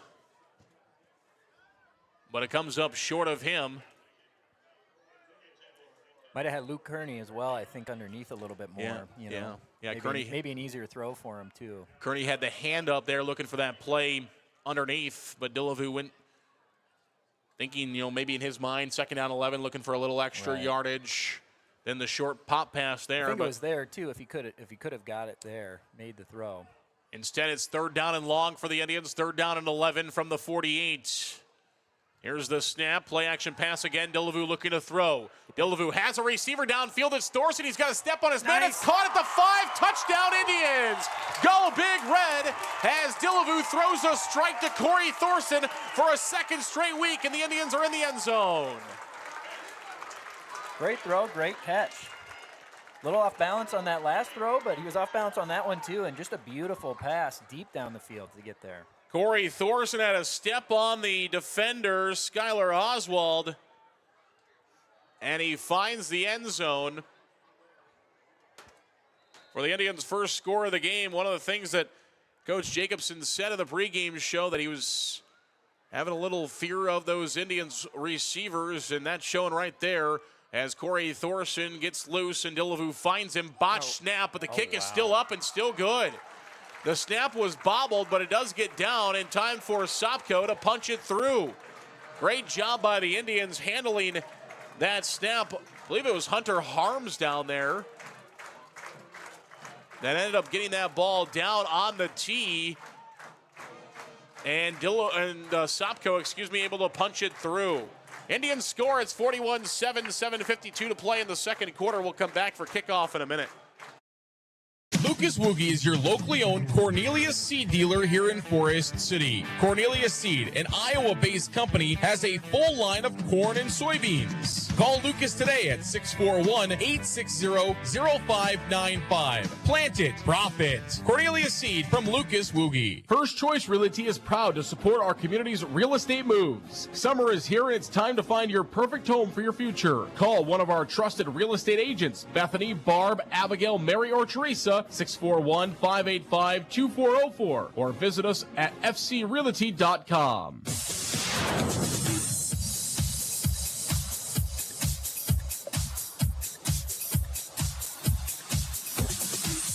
Ty Sopko in to kick this one away for Forest City,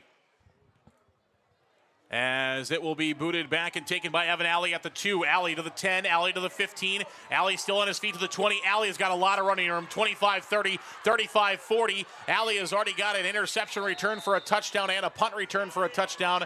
But this time he's going to be brought down to the 42-yard line. Had some running room, but the Indians are able to corral him.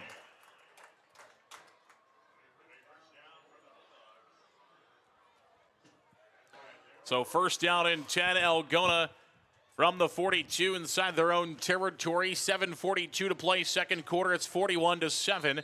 And the Indians looking for a stop here. You get the momentum offensively. Now looking for it defensively here for Forest City as Alex Mansky and company will break the huddle. They'll send one receiver here to the near side. That's Schlegel. Now a couple of friends will join him. Alley also here to the near side. Vandewalli is going to get it on the inside. The Indians sniffed that one out. Tristan Bransoy brings him down for a loss at the 40. Great play. Tristan Bransoy saw that one coming. The little play inside to Vandewalli, and he makes a great play. And that's that type of momentum that we're looking for on the defensive side. At least get him moving backwards just a little bit at this point. At the 40-yard line, it's second down and 12 for Algona after a 2-yard loss. Two receivers to the near side. Looking to throw. It's a quick pass out to Alley, trying to get him in space. Alley is loose. 40, Alley could be gone at the 30. 20, one man to beat. 10-5, Alley scores again. They get their athletes out in space here on the near side, and Evan Alley is in for the touchdown. A 60-yarder for Alley, and he scores again to make it 47-7 in favor of Algona with 7:01 to play in quarter number 2, first half of football. Just when we thought there might have been some momentum. Now they get their athletes in space, and Alley just so hard to bring down. Kick is up, and it is good. 7:01 to play. It's Bulldogs leading the Indians 53-7. No, that's not right. There it is, 48-7. We'll come back. More football is a minute away. KOW.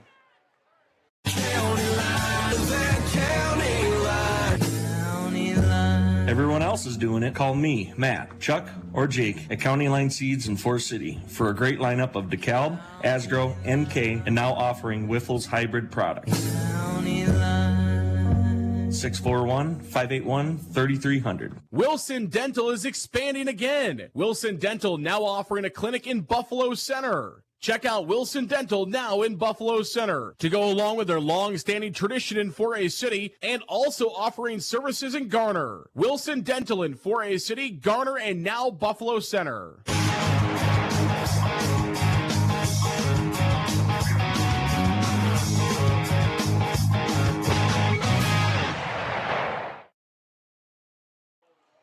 Welcome back here on KOW, live at KOW.com. Zarin Egestal, Tanner Thompson with you this evening. Thanks for joining along with us. As this one will be booted away. 7 minutes to play in the second quarter. It'll be taken by the Indians at about the 24-yard line. Sopko running room to the 30. Across the 30, he'll fall forward for a few more yards. He'll come up short of the 35-yard line where the Indians will have first down and 10. And last drive went successfully there for 4A City, looking to try to counter right back with that, as they will take over on their own 33-yard line. Last touchdown was exactly 60 yards for the score. Mansky to Alley to make it 48-7 in favor of Algona. Mansky is 7 of 11 for 241 yards and 3 touchdowns through the air so far tonight. Handoff for the Indians. Short gain, maybe 1 to the 34-yard line. They do mark it at the 34, so it'll be second down and 9. 6:03 to play here in the second quarter with the Bulldogs in command, 48-7. Indians going from right to left across your radio dial. West side of the field, the east side of the field. 2 receivers to the far side. Indians with a couple of backers. Might have been some movement there. Hagen will take the snap. Hagen's got a blocker across the 40. Hagen still on his feet across the 45-yard line and will have enough for a first down. James Hagen keeps the legs turning. He breaks through a couple of guys, and he's up to the 45-yard line. First down at 10, a hard run there for James Hagen. Great, tough run by Hagen there, and good blocking, too, out in front. I think at one point there might have been an Algona player turned around, kind of running the other way, I think, because of just a good block that was being given to him. So, again, got to keep building off of this. Keep the ball moving. First down and 10 for the Indians at their own 45. 1 receiver to the near side, 1 to the far side of your screen. Dillevue in the gun. He's got a couple of backs with him. And get the entire Algona defense to jump off. And 4A City will give a sarcastic cheer once again after that early play debacle by our officiating crew. But the Indians will get 5 yards here to midfield.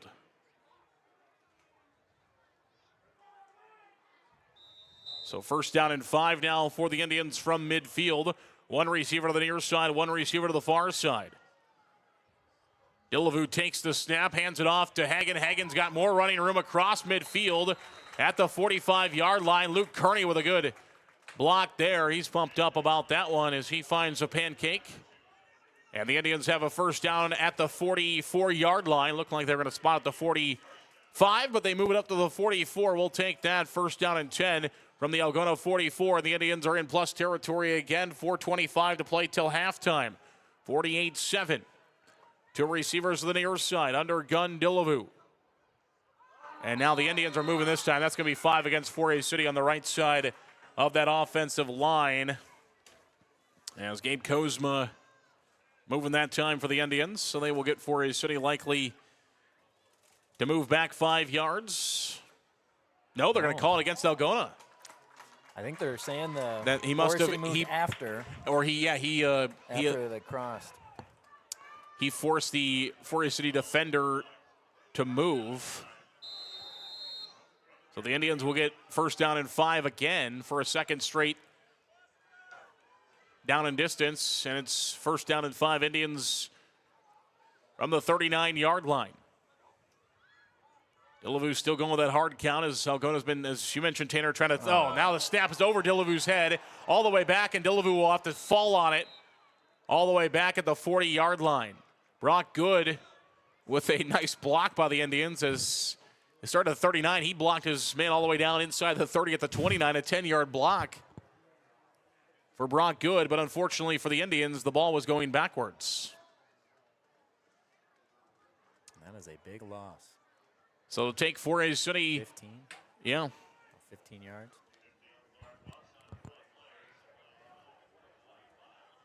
Second and 25 now for the Indians from their own 41-yard line. Delavu snap across the middle. It's caught. So they get some positive yardage as Riley Eastful, the sophomore, will make the catch for the Indians across the 45 at the 46-yard line. And it'll be third down and long for the Indians. The ball is at the 46. They've got to get 46 of Algona. They've got to get to their own 35, 34 for a first down. Eastfold here to the near side. Sopko on the far side for the Indians. Tight end of the ball game on the right side for 4A City. One back with Hagen with Delavu. Delavu with his jump passes when it's caught by Sopko at the 40, but he's going to be short. It's going to be about a 12-yard pickup or so for Sopko, and the Indians across the 40 at about the 39-yard line. But the Indians are still short of a first down marker, and it's going to be fourth down, and you're at a distance here where I want to keep the offense on the field. We'll see what the Indians decide to do. I think you definitely do want to go for it, I would think, especially just looking at the scoreboard. Obviously, you got to put some points up right now at this point. And good play to at least make it manageable. 4th and 5 is a lot easier than 4th and 20 where they were at before. Delavu in the gun. He takes the snap. We're under 2 minutes to play, and it's caught across the middle for a first down. Inside the 30 at the 28. When in doubt, it's Delavu to Corey Thorson. At the 28-yard line, every time the Indians need a big play, you look to that Delavu to Thorson connection. They find it there for first down yardage at the 28-yard line. And the Indians looking in once again. But the clock is not their friend. Under a minute now to play till halftime. One receiver to the near side, one to the far side. Delavu in the gun. Indians have 28 yards to go. They're going to hand it off to Hagen. Got some running room. Hagen still on his feet. Hagen still pushing forward inside the 20. And the Indians will take a timeout. So James Hagen will have near a 10-yard pickup for the Indians on first down. Give them maybe 11. We'll see where they spot the ball. At about the 12. So it'll be first down and 10 from the Indians at the 12-yard line. Timeout on the field, 42 seconds to play until halftime. We'll take it as well. We'll come back in 1 minute. Matt Jennings and Troy Hall of Jennings and Hall Financial Group, located at MBT Bank, want to thank our Forest City teams for their hard work and dedication and wish them good luck this season. Best wishes from Matt and Troy at Jennings and Hall Financial Group, located at MBT Bank in Forest City. MBT Bank, based in Forest City, with 9 locations across northern Iowa and southern Minnesota to serve you. MBT supports the Forest City Indians, and we look forward to seeing our student athletes compete all year long. Good luck, Indians, from MBT Bank in Forest City.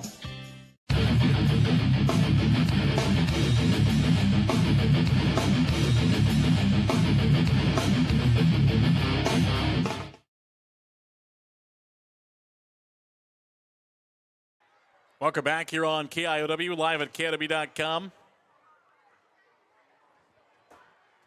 Zernick with you here from Forest City High School, where it'll be first down from the 17. Excuse me, I was 5 yards up. Originally at the 12, but no, it's at the 17.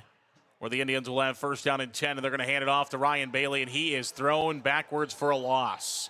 All the way back to like the 22-yard line. And the Indians will call timeout again and stop the clock as Ryan Bailey on the carry, and Algona sniffed that one out. They knock him down all the way back to the 20. Timeout for his city. We'll take it again. We'll come back in 1 minute. NIAC is proud to help support North Iowa athletes. Working hard and being part of a team is a great way to learn lessons for life, and learning is what NIAC is all about, beginning with high school juniors and seniors who can start building college credits now for free. Learn more at niac.edu. NSB Bank wishes the Indians good luck. For the past 90 years, NSB Bank has provided the latest financial products and services with a community touch by local decision makers. Stop into your NSB branch location in Titonka, Forest City, Thompson, Mason City, or Northwood. NSB Bank, we're here for you. Member FDIC Equal Housing Lender.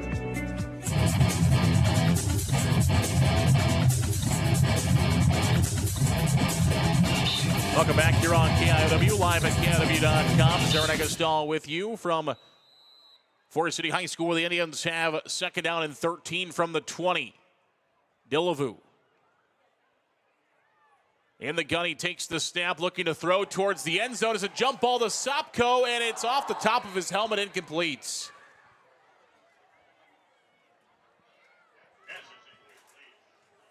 "23 seconds. Oh. Well, the clock should have been stopped. Right. With the incomplete pass, we got to have probably about 12 or so seconds. And the Indians will take time out again. They'll have to put some time back on that clock.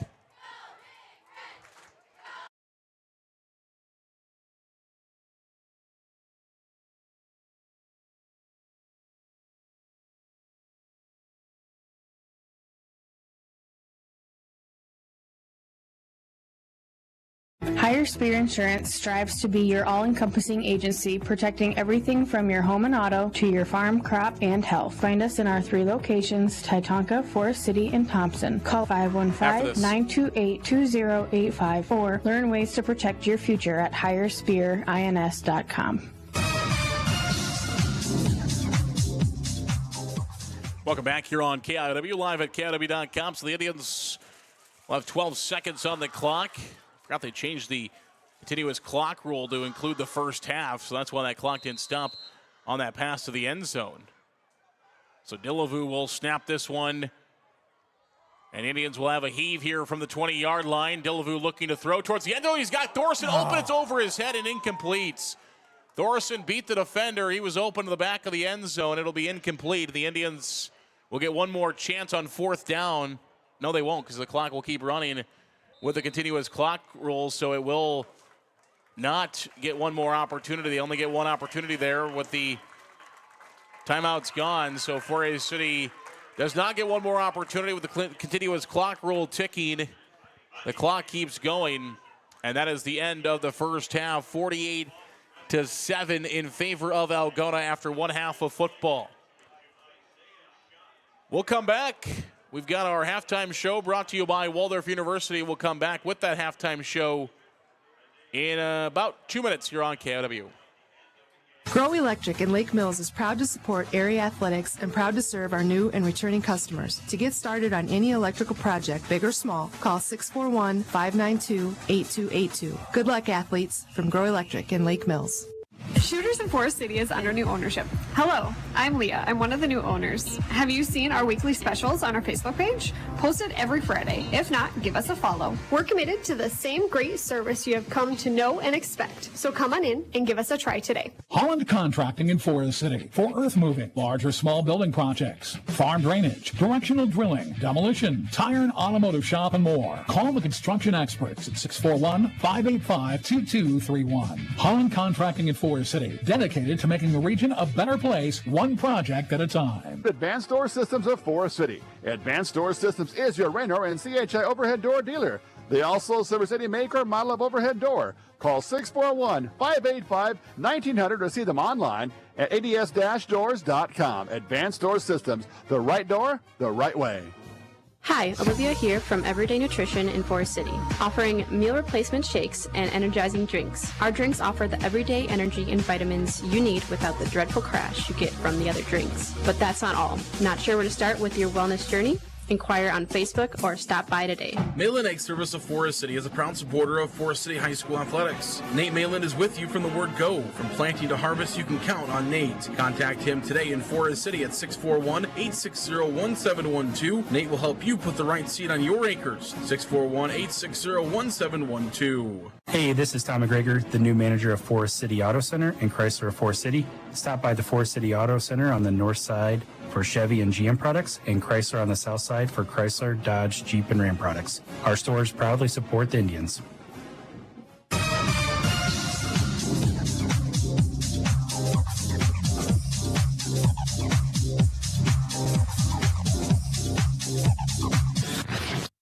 Welcome back on KOW, live at KOW.com. Zarin Egestal, Tanner Thompson with you this evening. Our halftime show brought to you by Waldorf University. And Tanner, obviously, big first half there for Algona. Forest City, though, some positives. Right, at least, the offensive side of the ball really did seem to be moving there in those last few drives. I mean, that's at least something that you can take away. There are plays that are working. We're seeing the ball moving forward, good runs, good passes. The tough part is that it's quite a big hole to dig out of to make this game anything, meaningful at this point. But hopefully, Forest City's still going to keep pushing forward, keep pushing that offense, get some positive plays going, and use that to carry forward into the second half and into the rest of the season, of course, too. Waldorf University supports our local athletes and looks forward to helping them further their educations and careers.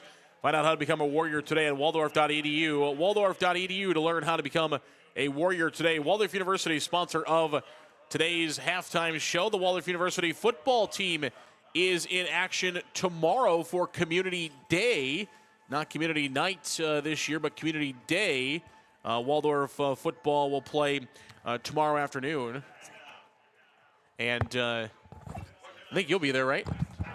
I will be there, yes. Got another brother to watch over there. Yes, of course, former 4A City prep Jack Thompson is playing for Waldorf. Had quite a few 4A City preps in the last couple of years that have made their way out to play for Waldorf and the Waldorf University football team. So best of luck to them for Community Day. I know they tried to get it to Community Night, but I know that their opponent did not want to play a night game, so that's why they're playing a day game. I did not know that. Yeah.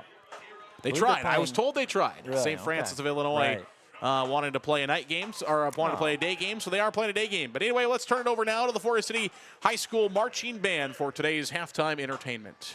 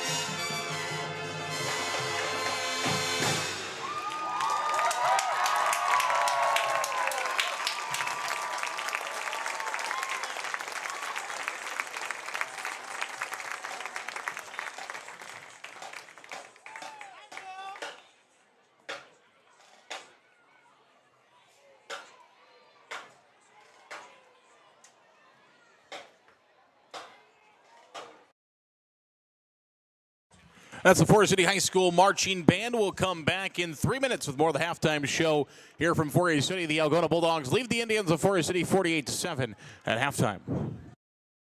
Lucas Woogie is your locally owned Cornelius Seed dealer here in Forest City. Cornelius Seed, an Iowa-based company, has a full line of corn and soybeans. Call Lucas today at 641-860-0595. Plant it, profit. Cornelius Seed from Lucas Woogie. First Choice Realty is proud to support our community's real estate moves. Summer is here and it's time to find your perfect home for your future. Call one of our trusted real estate agents, Bethany, Barb, Abigail, Mary, or Teresa, 641-585-2404, or visit us at fcrealty.com.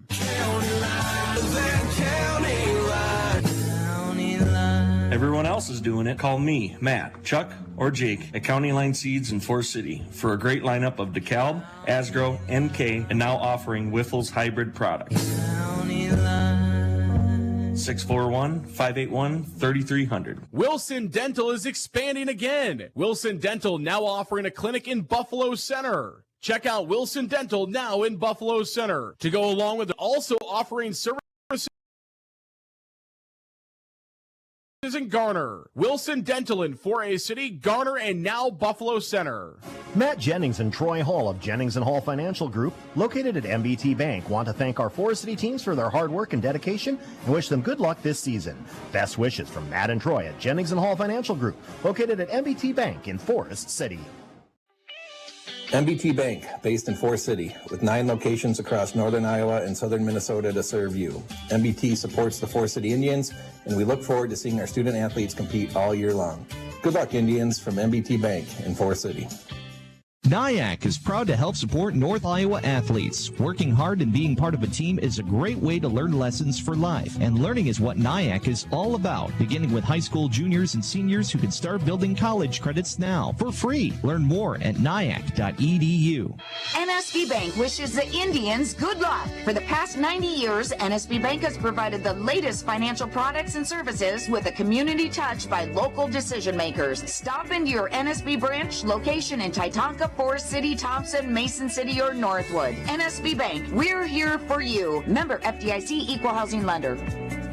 Higher Spear Insurance strives to be your all-encompassing agency, protecting everything from your home and auto to your farm, crop, and health. Find us in our 3 locations, Titanca, Forest City, and Thompson. Call 515-928-2085 or learn ways to protect your future at higherspearins.com.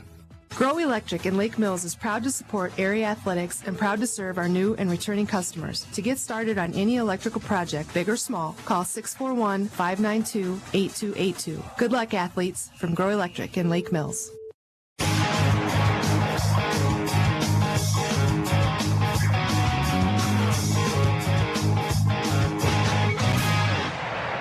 Welcome back here on KIOW, live at KIOW.com. Sarah Negestal and Tanner Thompson with you. The halftime show brought to you by Waldorf University. Let's take a look at the stats. I know, Tanner, you've kind of been pouring over those a little bit here as the Forest City Marching Band out there. As the Indians, 6 first downs, Algona has 12. Looking at the total offense, Algona 295. Forest City does have 115 yards total offense. We saw them a couple of big offensive plays, but the biggest stat right now is Algona leading 48-7 here at halftime. Taking a look at some of the other stats: rushing yards, Algona 54, Forest City 14. Passing yards 241 for Algona, 101 for the Indians. So 14 yards on the ground, 101 yards through the air for the Indians in the first half. Penalty-wise, Forest City got to be happy with that. No penalties for the Indians in the first half. 4 against Algona. Probably should be 5 to take one of those touchdowns off the board for Algona, but our officiating crew still at week 1, apparently, here this evening. Time of possession, 16:20 for 4A City, 7:29 for Algona. Third downs, the Indians 2 of 8. Fourth downs, 1 of 1. The Indians have punted 3 times for a 31-yard average. Fourth down, Algona 1 for 1. Both teams 1 for 1 on fourth down. The Indians had that nice play. And then Algona 0 for 1 on third down. Have only had 1 opportunity there from third down. So definitely some positives as you look over the stats in the first half of the Indians. Right. Again, that offense is moving the ball, you know, especially at the very end there. Had a chance to score another touchdown and feel at least a little bit better going into halftime. I think definitely the issue there is that, first of all, turnovers, right? So, pick six obviously being thrown by the Indians, and then also a fumble right away on that first offensive drive leading to another touchdown as well. Those are definitely going to hurt you, and then you throw in a punt return touchdown. And, the thing with Algona right now, they are just scoring quickly, and that's where that time of possession is so different and making it really tough for the Indians to even get anything going on their end. Yeah, no doubt about that. Forest City did have a couple of scoring drives. Let's take a look at the scoring drives in this game. Algona, 5 drives offensively, 5 touchdowns.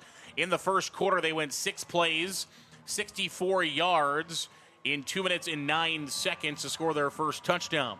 Their second touchdown came on an 8-play, 50-yard drive, went 2 minutes and 5 seconds for the touchdown. The third drive of the game went 3 plays, 57 yards for the touchdown, 1 minute and 21 seconds. The next touchdown, that was that interception there for Algona as they take it to 61 yards. Actually, that might have been the punt return by Alley. Yeah, 61-yard punt return by Alley. And then it was 58 yards and 2 plays and a touchdown for Algona, their only score in the second quarter.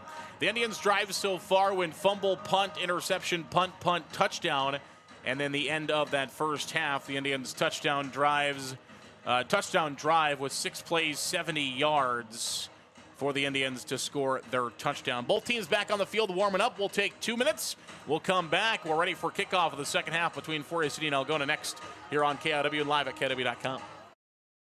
Shooters in Forest City is under new ownership. Hello, I'm Leah. I'm one of the new owners. Have you seen our weekly specials on our Facebook page? Posted every Friday. If not, give us a follow. We're committed to the same great service you have come to know and expect. So come on in and give us a try today. Holland Contracting in Forest City for earth moving, large or small building projects, farm drainage, directional drilling, demolition, tire and automotive shop, and more. Call the construction experts at 641-585-2231. Holland Contracting in Forest City, dedicated to making the region a better place, one project at a time. Advanced Door Systems of Forest City. Advanced Door Systems is your Raynor and CHI overhead door dealer.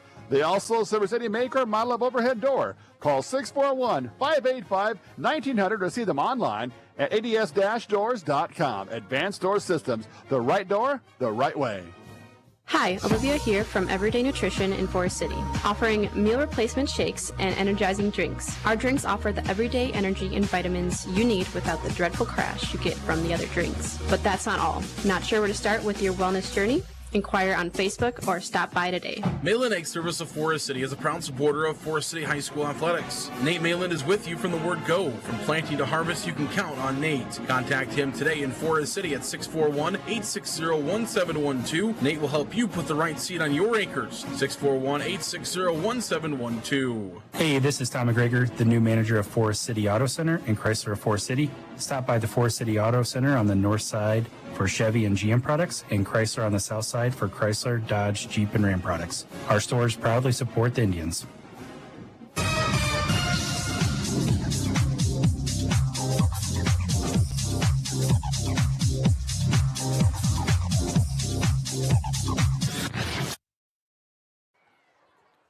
Welcome back on KOW, live at KOW.com. Zara Negastal, Tanner Thompson with you this evening as the Indians trail Algona by a score of 48-7 here at a halftime. And the Indians, I'm sure they're at halftime just talking about what they can do to try to get themselves back into this ballgame. Right, hopefully just trying to find some motivation. You know, this is a really daunting score to look at when you look up on the scoreboard. So I think for them it's really just not looking up there, you know, at least thinking it's 0-0, keeping that out of your head and just trying to play as hard as you possibly can. And, again, find some kind of shining lights out of this or something that they can build off of. Hopefully we can see that here with Forest City getting the ball to start the second half, too. Indians will get the ball to start the second half. It is dropped now to 61 degrees outside as you see the weather there in Forest City. If you're joining us via the video stream, 61 degrees as the sun is tucked away for the evening. Lights are on. High school football here in Forest City. The Indians will go to Eagle Grove next week. We're back on the road at Eagle Grove. We'll have that game for you, 6:15 again with a pregame show. 7 p.m. kickoff, and we kick it off here as the Indians will take the ball to start the second half. Deegan Moore right at the 15-yard line, running room to the 25. Now the 30. He's got a blocker, 35, across the 35, 40, 45, inside the 45-yard line, past it near midfield. Deegan Moore with a big return. The Indians showing right there that they're not going to lay down here to start the second half as they've come out of the locker room firing.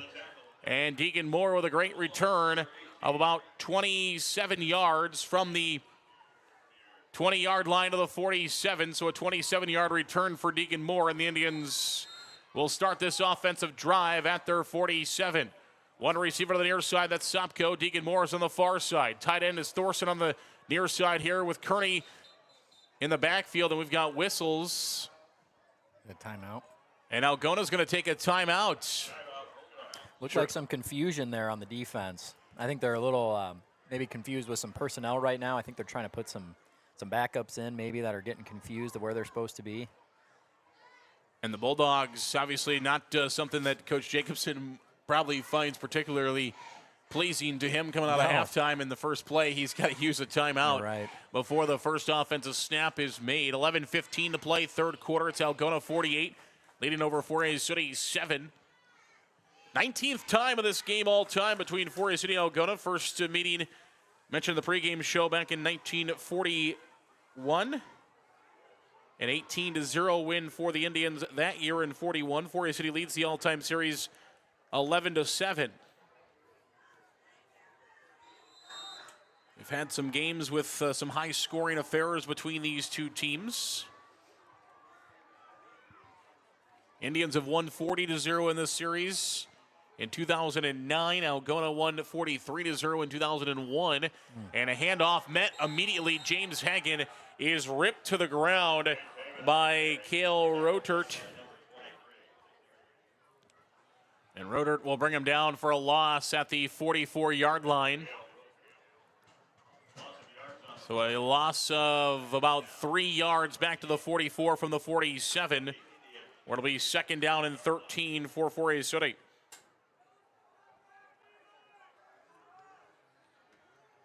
Delavu in the backfield with Hagen. Receiver to the near side, receiver to the far side. Peyton Klein will snap it. Delavu looking to throw. He's got a receiver on the near side, but it's out of the reach of Delavu. It'll go out of the reach of Ty Sopko. Ty Delavu to Ty Sopko there. And it is incomplete near the sideline. From the 44-yard line, Forest City will have third down and 13 upcoming as Delavu will run to the sideline and chat with first-year head football coach Tyler Anderson, also the offensive coordinator, calling the plays for the Indians. One receiver to the near side, one receiver to the far side. Tight end wing here also to the near side. Running back is Hagen in the backfield. Three down linemen showing blitz as the linebacker for Algona. And Delavu will look to throw. He's got a receiver. It's caught across midfield at the 40. Still on his feet near the 40-yard line inside Algona territory. It's going to be enough for a first down. I'm not sure he would have had enough for a first down. It would have been close on that initial catch. But he breaks forward. I think he was at about the 45 initially when he made the catch. So he gets an extra 4 yards on the play, enough for a first down. Yeah, those yards after catch were crucial right there. Made a great move to get open. And then once he got the ball, he made the most of it and got us that first down. First down and 10 from the 41-yard line of Algona. 9:18 to play in the third quarter. One receiver to the near side, one receiver to the far side. Cox and Hagen in the backfield for the Indians. Delavu takes the snap. He hands it off to Hagen right side. Hagen's got some blockers. Looking for some running room. Still on his feet at the 35. It'll be a almost 6-yard pickup. I think he did get 6 yards there on first down, all the way to the 35-yard line. Second down and about 4 upcoming for Forest City. 8:46 to play, third quarter action. It's Algona leading the Indians 48-7. Here from Forest City High School. Two receivers to the far side of the formation. Delavu's under center.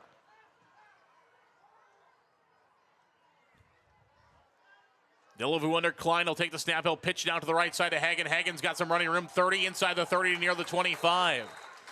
James Hagen will have enough for a first down as he plows forward to the 26-yard line. So a pickup of about 5 or 6 there for James Hagan on second down, and the Indians are moving the football. That's right. That's exactly what we needed coming out of halftime. Again, just moving the ball down the field, finding some positives here, and now let's finish this with a touchdown here if we can at the end of this drive. Sopko to the far side. Eastfold on the near side, the receivers for the Indians. 2 backs in the backfield. They're going to hand it off to Hagan again. James Hagan plowing, trying to find some running room. He is going to be drugged backwards, but forward progress will give him enough for a gain on the play. He's drugged back and finally brought down around the 26 or so, but forward progress will move him at about the 23-yard line. Will Limbaugh on the stop for Algona. It'll be second down and 7 after a 3-yard pickup for Hagan on second down, 7:17 to play. Delavu in the gun. He's got a couple with him. A hard count. Algona doing better about that here in the second half. They did in the first. Peter Wilson now on the carry for the Indians. Wilson will plunge for a couple more yards to the Indians. We'll have third down and manageable coming up. That's what you want to do, is set yourself up for third down conversions. Absolutely. And moving the ball well on the ground, too. Offensive line's playing really well to start this second half. Third down and 3 after a gain of 4 by Wilson on second down. The Indians have manageable here. Sopko and Eastfold on the far side. Under center is Delavu. Hands it off to Wilson, looking for 3. He is not going to get there. Actually might have lost one. Back to the 20-yard line.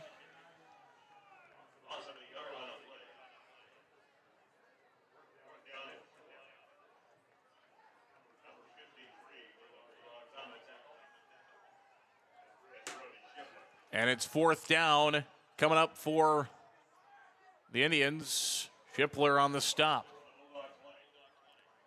One receiver to the near side, one receiver to the far side. Delavu takes the snap, looking to throw. He does throw. It's caught. It's going to be close, and it's going to be enough for a first down. So Delavu to Ryan Bailey for the Indians. Enough for a first down. Keep this drive alive. Great play right there. And they brought the pressure, left it open there for that short pass to get it across. Now let's see again. We're getting closer and closer. Let's see if we can punch it in. Quentin Frombach on the stop for Algona. First down and 10 for a city after the pickup by Ryan Bailey. 5:27 to go in the third quarter. Under center, Delavu will hand it off to Bailey this time. And he's going to find 1 or 2. We have a flag. And we have a penalty marker on the field, in the middle of the field. I didn't see it at first. Good call, Tanner, as that flag is seemed right a little in the late, too. Yeah. Might have been after the play. Okay. Face mask against Algona, so we'll take that. We love those. So the Indians will get the ball moved up to about the 6. The ball was inside the 15, so you've got half the distance there.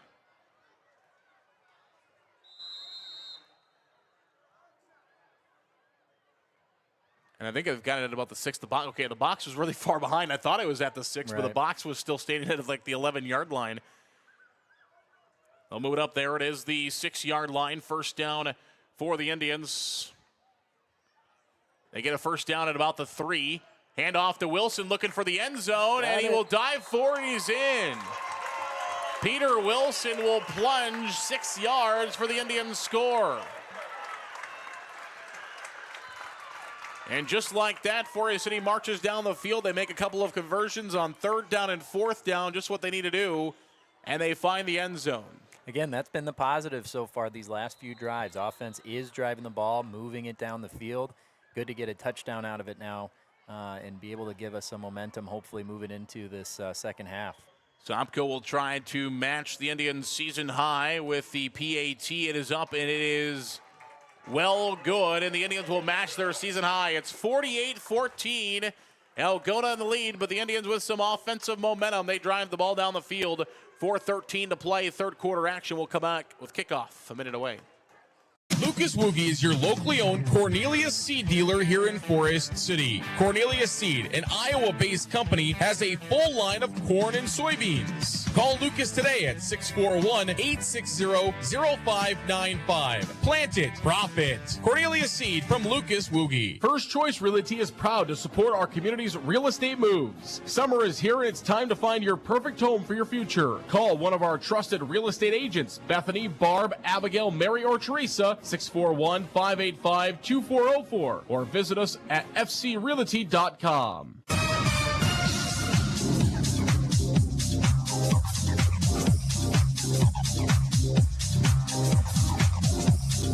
Welcome back here on KW, live at KW.com. First career touchdown for the sophomore Peter Wilson as he plunges 6 yards. Had 8 rushes for 49 yards in the opener for the Indians, 6.1 yards per carry. He was plugging away there in the second half of that contest. Ty Sopko will attempt to kick this one away for the Indians. 4:13 to play in the third quarter, 48-14. Algona still in charge, but the Indians back on the board. And now we'll have the task of trying to stop this Algona offense. We'll see if Alex Mansky and company return back onto the field, or maybe we'll get to see Nathan Mansky for the first time back there this evening, and the kickoff is going to go into the end zone. A ball that looked like it was going to be playable for Algona, but it kind of just skipped past the return man, and fortunate for Algona, it skips into the end zone.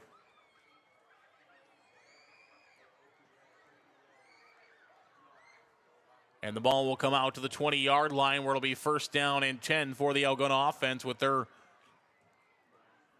worst starting field position of the ball game, starting at their own 20. And this is where Forest City really needs to be able to step up, is on the defensive end. Like you mentioned, you know, they have scored, Algona has scored on all 5 of their possessions when they've had it on offense. Here's a handoff to the right side. To the 30-yard line, it'll be a gain of about 9, maybe just short of the 30-yard line. It will be short of the 30-yard line. They got to get across the 30 for a first down, so it's going to be second and about inches here for Algona as the nose of the football is just short of that 30-yard line.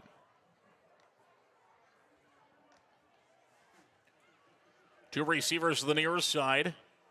It is still Mansky in the gun for Algona. He's going to hand this one off, looking for running room, first down yardage and more. Across the 45 to about the 47, 35 to the 37-yard line.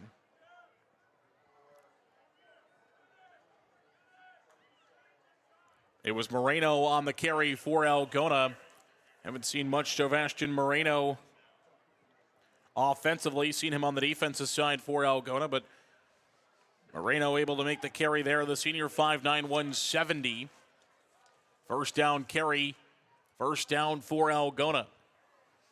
3:09 to play in the third quarter. Mansky back to pass. He's got Alley open in the flats. Alley's got it 45-50. Across the 45, he is loose. 30, 21 man to beat. 10-5, and he jukes right around Wilson, and he will score. Evan Alley is just so hard to bring down in space, and the Indians find that out there again for a third time tonight as Alley has an interception, a pick six.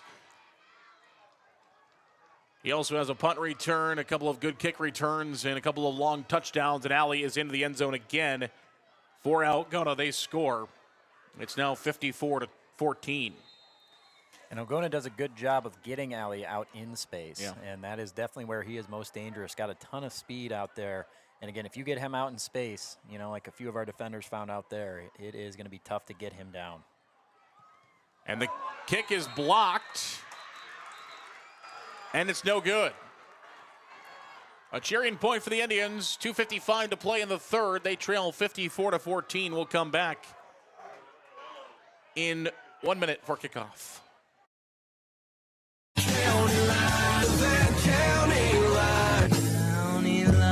Everyone else is doing it. Call me, Matt, Chuck, or Jake at County Line Seeds in Forest City for a great lineup of DeKalb, Asgrow, NK, and now offering Wiffles hybrid products.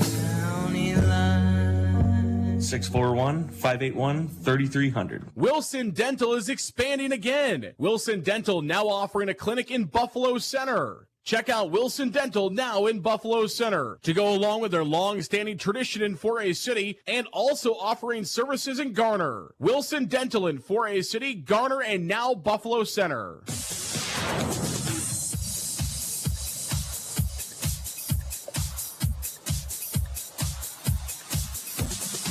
Welcome back here on KOW. A couple of new stats for this all-time series now, as the 54 mark is the first time the 50-point mark has been breached in this series. Algona 49 points a year ago, just shy of that. That was the most points by either team in this series, was the 49 points last year by Algona, but now we'll pass that here with 54 as the ball is taken by Deegan Moore at the 20. He makes a couple of men miss. He's still on his feet across the 25, and he'll try to fight for the 30, and he's going to get to the 30.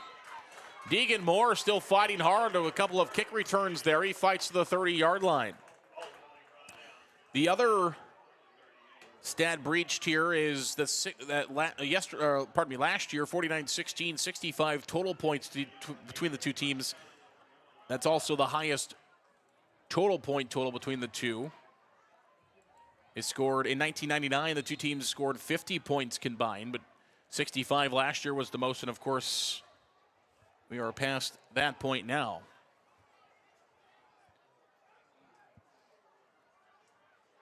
As the Indians with their offense back on the field. They're trying to march down the field again as they did a moment ago. Here's a pitch out to Deegan Moore. He just ran well on the kickoff. Now he's got running room to the 40. He's going to be run down. So Deegan Moore, Nathan Mansky will run him down, the sophomore, quick on his feet. Runs down Deegan Moore after a 9-yard gain to the 40-yard line. Or it'll be second down and 1 for the Indians. From their own 40, got to get to the 41-yard for a first down. One receiver to the near side, one receiver to the far side. 1:24 to play, third quarter, under center. Hand off to Kearney. Kearney's got running room. Trying to plunge forward for a yard. Looked like maybe he was going to try it for a couple more, but he's finally run down after a gain of about 3 to the 43-yard line. Needed 1 for a first down. He gets 3 to the 43, and it'll be first down and 10 Indians from their own 43-yard line as Luke Kearney finds 3 yards. They tried that play earlier, too, on a different drive, and I think Algona was really ready for it on that last time, but I think this play really worked how they wanted to, kind of caught him off guard to hand it off to the fullback there with Kearney. From the 43-yard line, 2 receivers to the near side. Delavue's got Kearney and Deegan Moore in the backfield. Should be on them. Yep. And we'll have movement against Algona as they were in the neutral zone. So the Indians will start first down and 5 for at least the 4th time tonight. Algona trying to time that snap up off a little bit there. We mentioned Algona, tough 3A schedule approaching them. To start off with that big game against Spirit Lake, got that one. They'll get Estherville next week, and then good 3A schedule approaching.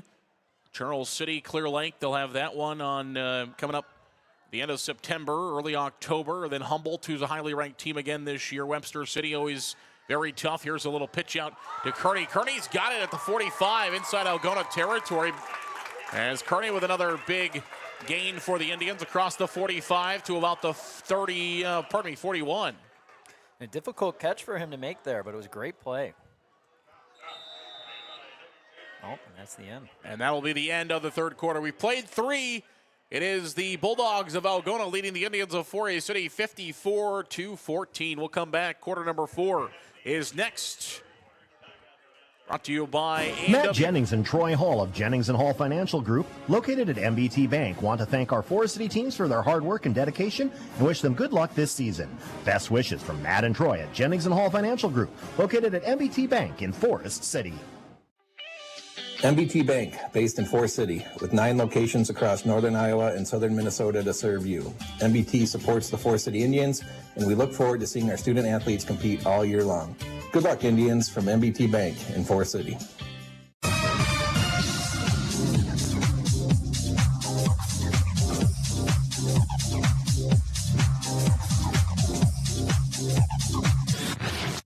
Back here on KIOW, live at KIOW.com, 54-14, heading to the fourth quarter for a City and Algona. We're back in action next week as the Indians will head to Eagle Grove. Forest City volleyball team was at Eagle Grove to start the season. Now the football team will head to Eagle Grove. With the football team playing them the last couple of years, it's an extra trip. Of course, we get a trip to Eagle Grove in just about every sport, conference-wise. And this year was the year where we played volleyball on Eagle Grove as well, so an extra trip there. And timed up the snap that time, and Deegan Moore is brought down in the backfield.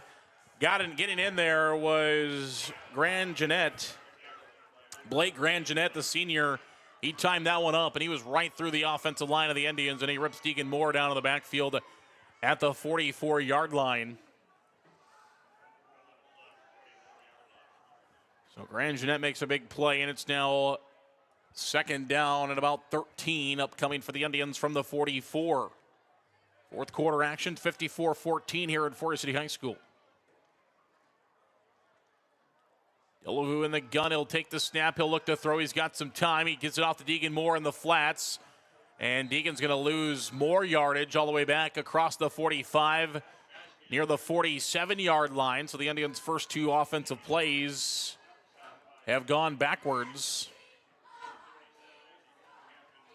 And he's brought down they're going to mark him at the 47-yard line. So it'll be third down and long for Forest City. They're at the 47. They've got to get to the 31 for a first down, across the 31 for that first down. Delavu in the gun, one receiver to the near side, one to the far side. He'll take the snap. He looks to throw. He'll roll out, looking downfield. He's got Ryan Bailey in the middle of the field, and he finds him. It's caught at the 20, 15, 10, inside the 10, near the 5, before he's finally brought down. Ryan Bailey was wide open in the middle of the field. There wasn't anybody within a few yards of Ryan Bailey. He was lost in coverage, and Delavu does a nice job to find him. Absolutely. I think we all saw that, too, from up here in the booth. I think he was wide open, probably about 5-10 yards from any defender out there. So good thing to find him. Huge play to make, especially when we're at a third and long, to be able to get now into first and goal. So first down and 10 for the Indians. First down, actually, they're going to mark him at the 8, I believe. It'll be first and 8 from the 8. Delavu looking to throw across the middle, and it is caught for a touchdown in the end zone. And I believe it's Bailey that gets to finish it off. 2 passes to Ryan Bailey. Touchdown Indians. Go Big Red. And the Indians are in pay dirt for the 3rd time in this ball game, and they're at their high water mark of the season as they find their 3rd touchdown. Sopko in to attempt the PAT to try to make it 21. Right now, 54-20. Back-to-back passes to Ryan Bailey, and he finishes off for the Indians. Harms will hold. The snap is up. This kick is going to be to the left. No good. 54-20. Indians trail by 34. 9:45 to play in the ball game. Looking for a stop defensively. When we come back. Kickoff is a minute away. NIAC is proud to help support North Iowa athletes. Working hard and being part of a team is a great way to learn lessons for life, and learning is what NIAC is all about, beginning with high school juniors and seniors who can start building college credits now for free. Learn more at niac.edu. NSB Bank wishes the Indians good luck. For the past 90 years, NSB Bank has provided the latest financial products and services with a community touch by local decision makers. Stop into your NSB branch location in Titanca, Forest City, Thompson, Mason City, or Northwood. NSB Bank, we're here for you. Member FDIC Equal Housing Lender.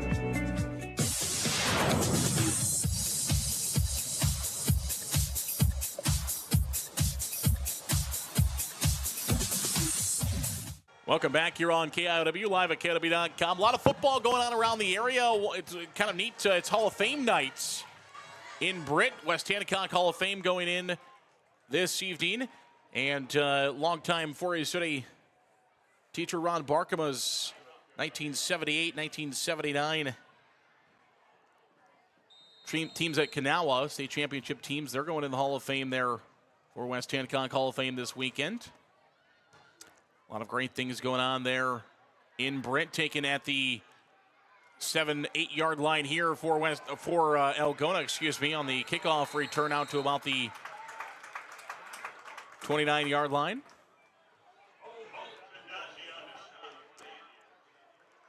Donchi on the stop for 4A City, defensively at the 30 yard line. A lot of great members of that new class of West Hancock Hall of Famers. Some other football going on around the area this evening as well. A lot of games on the Koloff Media Networks. State track championships for Kanawha there in 78, 79. Of course, Ron Barkema, the longtime elementary PE teacher at 4A City. We all knew him as Mr. B. Across the 30 yard line to about the 32 yard line. Pickup for Algona on first down. Pickup of about 2. Second down and 8 upcoming for Algona. Tristan Bransoy on the stop. 9:13 to go. Here in the fourth quarter, 54-20 is a score in favor of Algona. Two receivers to the far side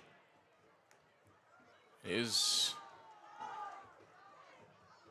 change at quarterback for Algona is freshman Jacob Burns is in. So they go with the freshman Burns over the sophomore Mansky. Obviously, he's been out there all night playing defense for Algona. So going with the freshman Burns to get him some of his first varsity experience. They went with Mansky a little bit in that Spirit Lake game.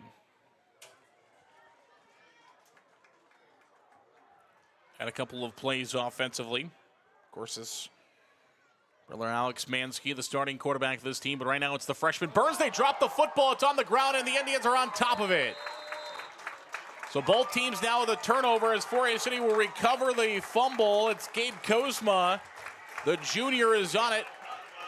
And he's got the fumble for the Indians. It was dropped by Algona's Rodert.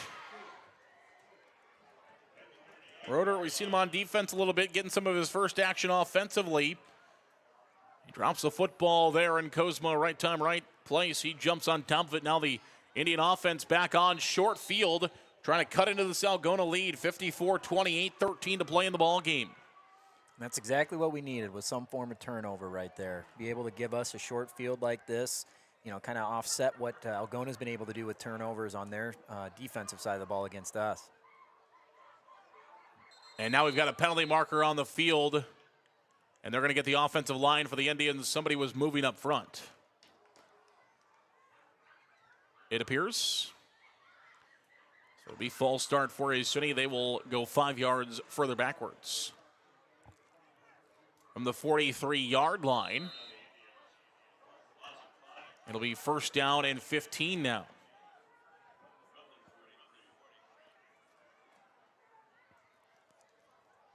Indians will come back up to the line.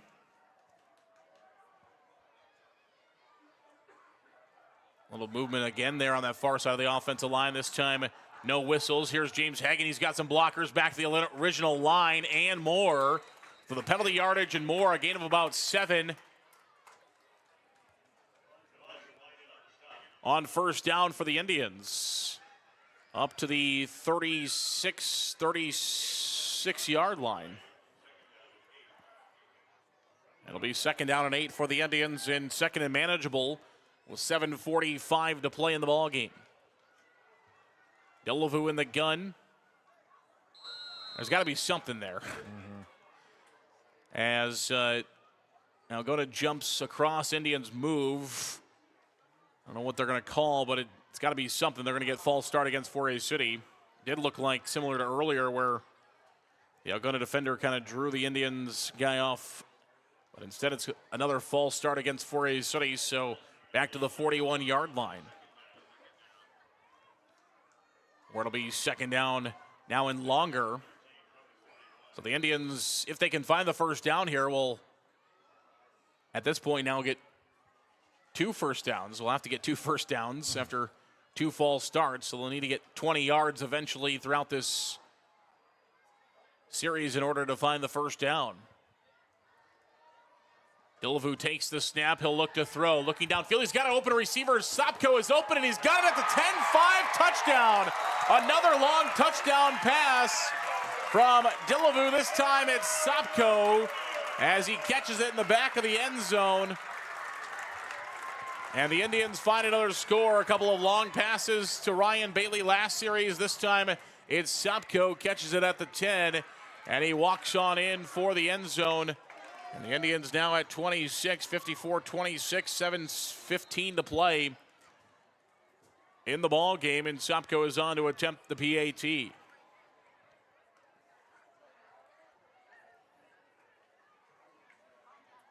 Hagen will snap and Harms will hold. Good snap, good hold. The kick is up, and the kick is well good.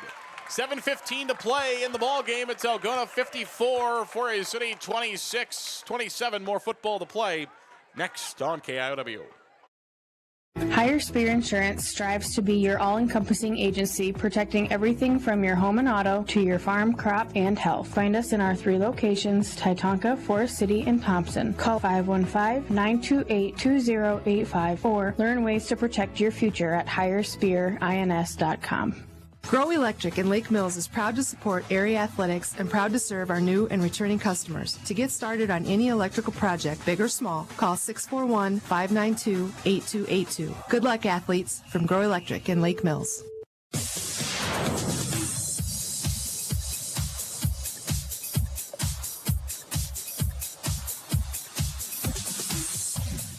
Welcome back here on KIOW, live at KIOW.com. Zarin Eggleston, Tanner Thompson with you, high above 4A City High School's football field as the Indians trail Algona now 54-27. A couple of good offensive drives, and we mentioned Coach Jacobson. We talked with him in the pregame show. One of the things he was worried about was those Indian receivers getting behind his defensive backs, and we've seen that a couple of times now as the Indians have made some good plays offensively, and exactly what he was talking about.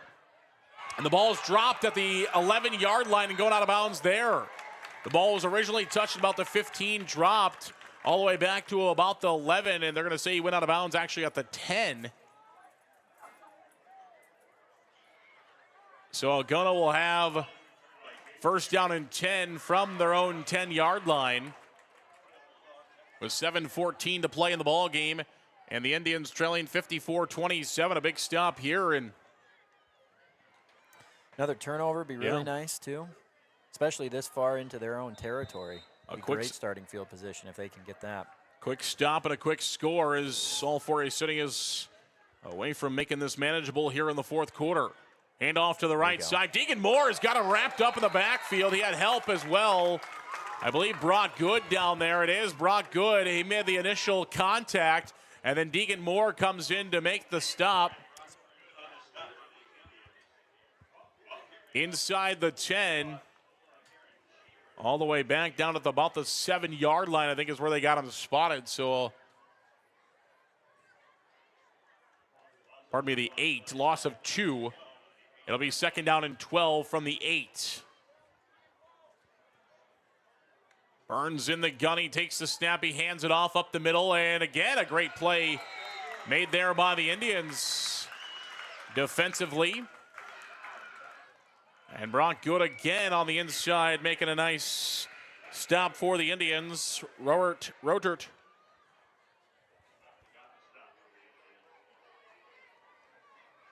Aaron Cheever, the ball carrier, the sophomore Aaron Cheever, 5'7", 135 on the carry.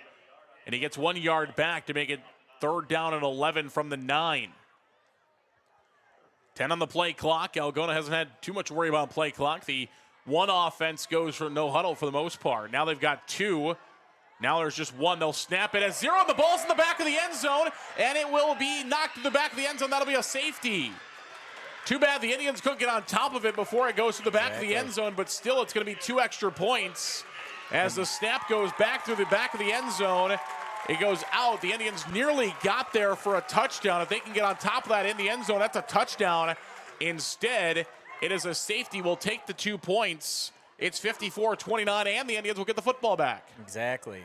Yeah, you definitely would have wanted him, one of our players, to be able to jump on that in the end zone, but yeah, just a little too much force on that ball rolling out through the back.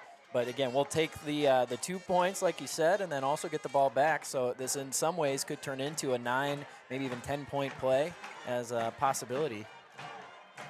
5:50 to play in the football game, but the Indians trail 54-29, and they're going to get the football back. We'll see what Algona does defensively, but the Indians are one quick score away from making this a manageable football game.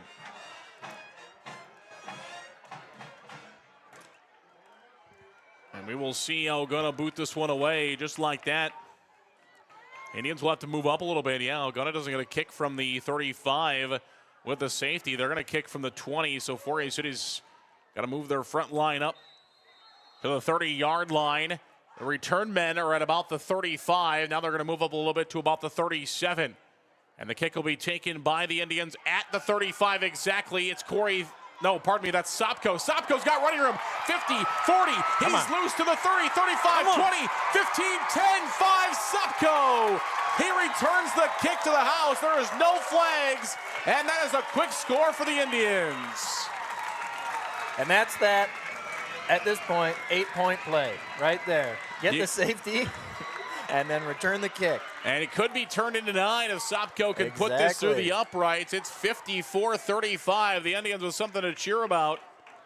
Hopefully he's got time to catch his breath to kick this. Before he has to kick it away, Sopko got that right at the 35-yard line and returns it along the sidelines. The Indians got the setup perfectly, and it was just one man to beat. He beat him to the end zone. Now Sopko will try to make this a 9-point swing for the Indians with the safety, the touchdown, and the PAT. It's a 18-point ball game, 54-36. Just like that, 5:45 to play in the ball game, and the Indians are right back within a couple of scores. We'll come back. More football is a minute away.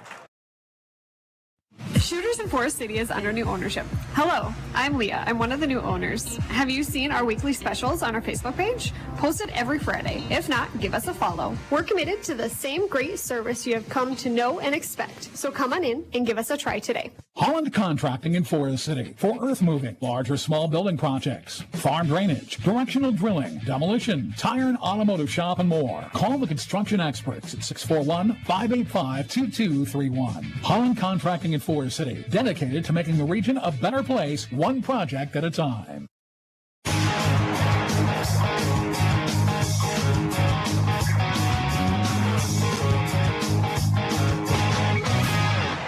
Welcome back here on KOW, live at KOW.com. 54-36, 5:45. The student section's getting back into it.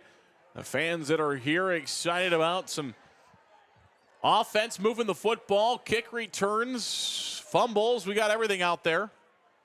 And we'll see if Algona, they've had I think they're probably their third offense on the field for the last couple of drives. We'll see at this point, within 18 points, they decide to go back to their one offense at the 10-yard line. Here's a return. It could come out for some yardage, and it will, but wrapped up at the 30-yard line. Good job by the Indians kick return team. Close that gap again in a hurry, and they're going to give them out to about short of the 35, about the 33, 34-yard line, where Algona will have first down and 10. They're going to put it at the 33, I believe. To get the Algona football out there. Of course, some may not know that, but yeah, both teams, you don't have one football, both teams bring their own football. You as a quarterback, I mean, that's probably a lot better. A football that you're used to, a football you have all year. You don't want to be at the mercy of the home team's football. Exactly. There were still a few times, though, Yeah. that it did get switched out. I will be honest, and that is not a fun feeling. Here is the handoff up the middle. It is the one offense back out there for Algona. As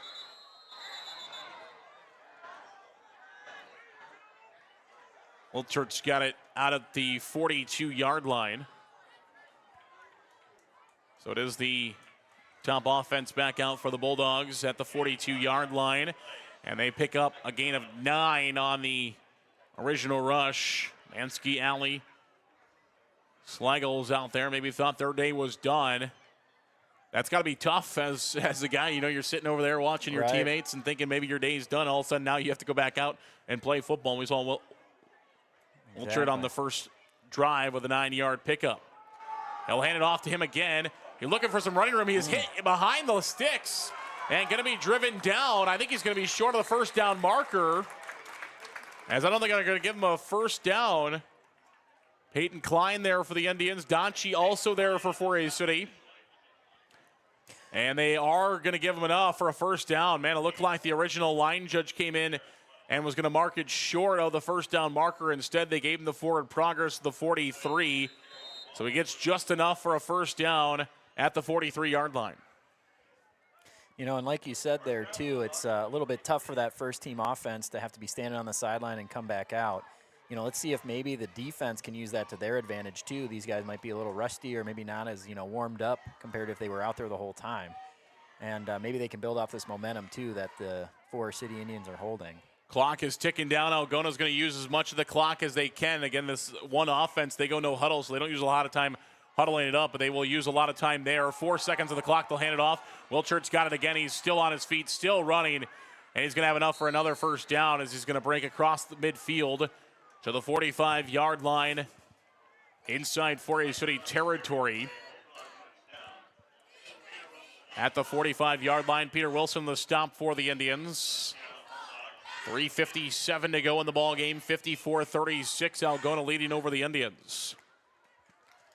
Thanks for joining us here on KIOW and live at KIOW.com. Zarin Egestal, Tanner Thompson with you this evening. High school football, it's been an exciting night for a City. Putting some points on the board, 36, or high water mark of the season now. They'll swing it out to the left side. Alley's got it in space. He's dangerous. 40, still on his feet. 35, still dancing around. And the ball is out. The ball is out. I think Slagle got back on top of it, though. And Alley fumbles it. He was brought down, man, way ahead of the first down marker, but the ball came out behind him, and Slagle just jumps on top of that. Could have been huge for the Indians there. Right. Yeah, that would have been a huge momentum swing. You know, like I was saying there, you have this first-team offense come out, really struggled to stop them all night, but to get a turnover right there, that would be a huge, huge momentum push. See what the Indians can do in these last 3 minutes. But now you just got to make a stop, the normal way or get another turnover here in a different way.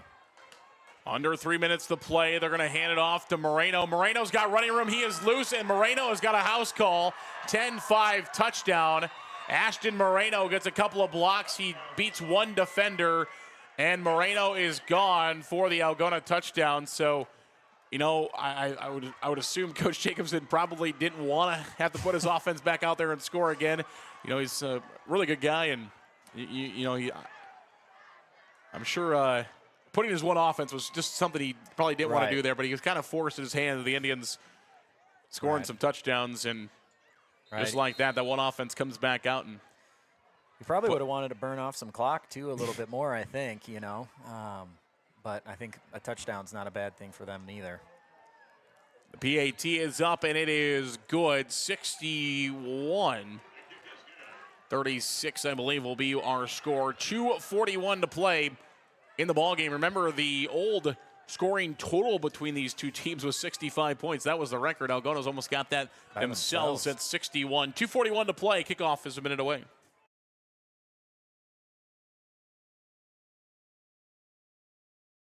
Advanced Door Systems of Forest City. Advanced Door Systems is your Raynor and CHI overhead door dealer. They also service any make or model of overhead door. Call 641-585-1900 or see them online at ads-doors.com. Advanced Door Systems, the right door, the right way.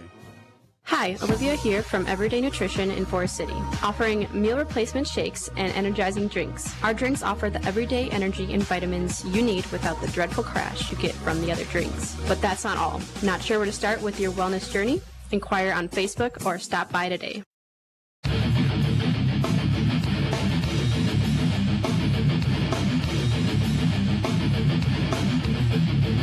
Welcome back here on KIOW, live at KIOW.com. 2:41 to play the ball game, 61-36, and Algona will boot this one away. And Forest City will get it back, see if the Indians can try to punch something back on the board here. You get at least one more drive offensively, and at this point now you're probably would be a little tough for the Indians to break through and win this ball game, but still a lot of learning opportunities and a chance for the Indians to try to keep working their offense as they will have Ty Sopko return this one and push forward. That's going to be a late hit against Algona, so the Bulldogs are going to get a personal foul here as 53 Shipler hit one of the Indians after the play. And so the Indians will get 15 yards forward. As Shipler goes to the sidelines, Coach Jacobson meets him there, and obviously he points right at the scoreboard. That was immediately pointing at the scoreboard saying, hey, 61-36. Oh. Oh, they offset. They call one against Forest City also? They did. I just saw the extra push. I did not see what that was, though.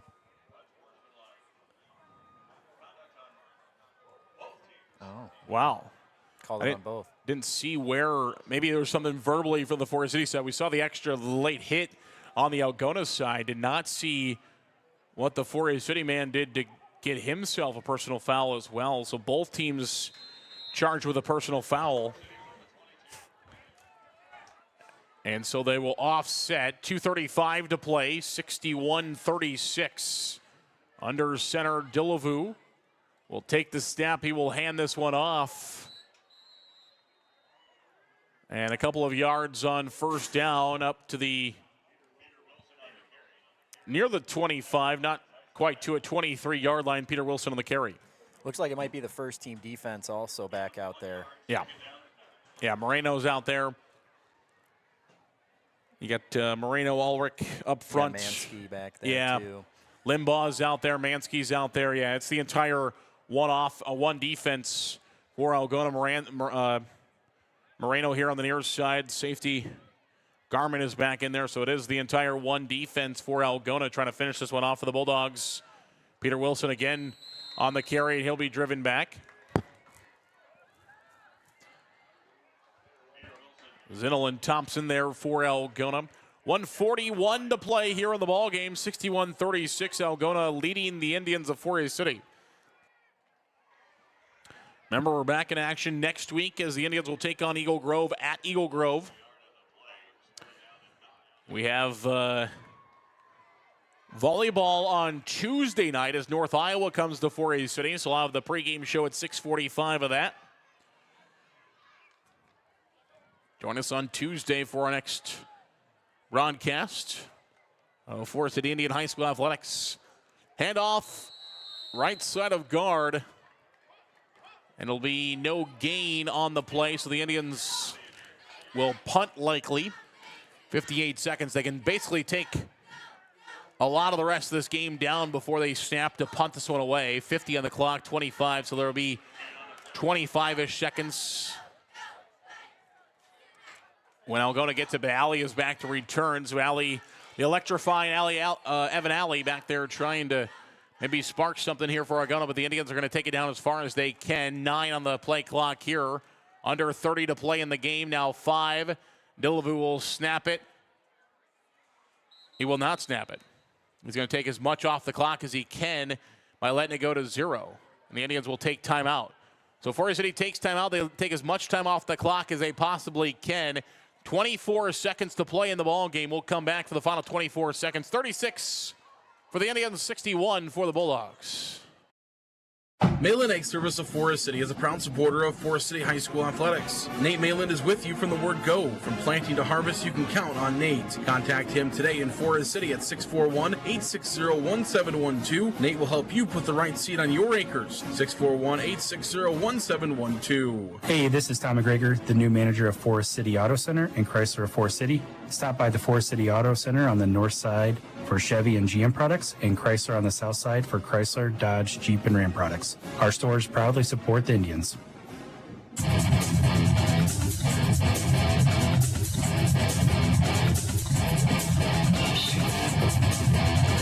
Welcome back here on KW Live at KW.com as the Indians will punt it away now.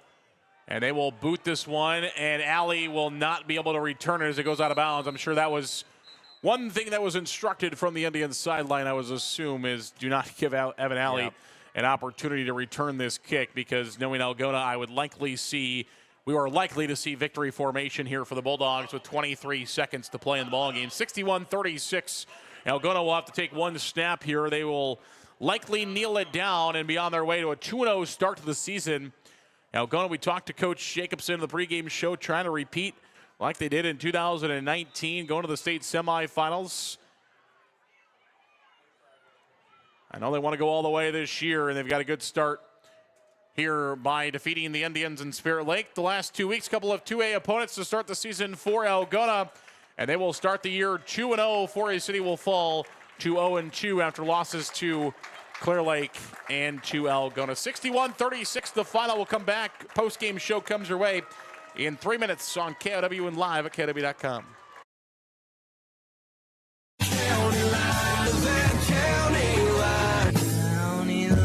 Everyone else is doing it. Call me, Matt, Chuck, or Jake at County Line Seeds in Forest City for a great lineup of DeKalb, Asgrow, NK, and now offering Wiffles hybrid products. 641-581-3300. Lucas Woogie is your locally owned Cornelius Seed dealer here in Forest City. Cornelius Seed, an Iowa-based company, has a full line of corn and soybeans. Call Lucas today at 641-860-0595. Plant it, profit. Cornelius Seed from Lucas Woogie. First Choice Realty is proud to support our community's real estate moves. Summer is here, and it's time to find your perfect home for your future. Call one of our trusted real estate agents, Bethany, Barb, Abigail, Mary, or Teresa, 641-585-2404, or visit us at fcrealty.com.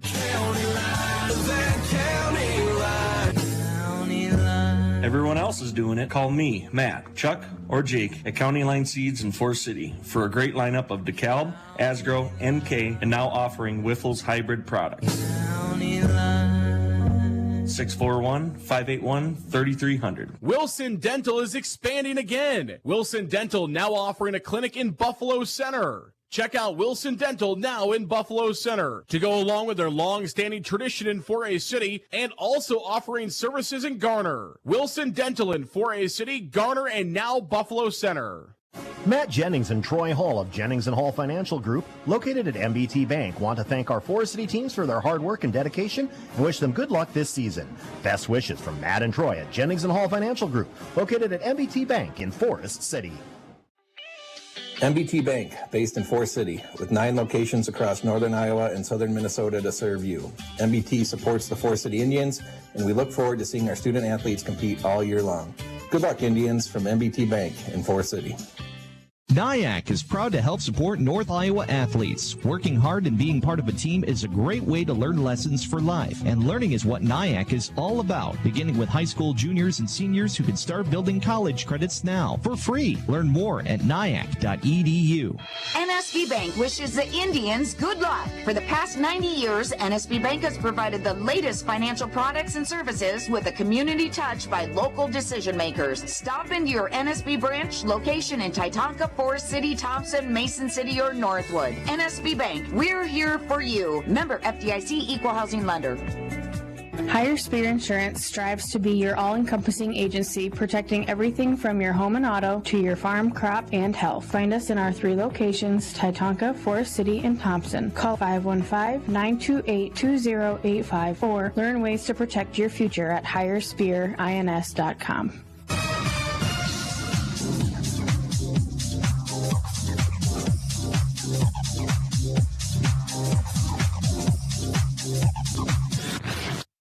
Welcome back here on KW.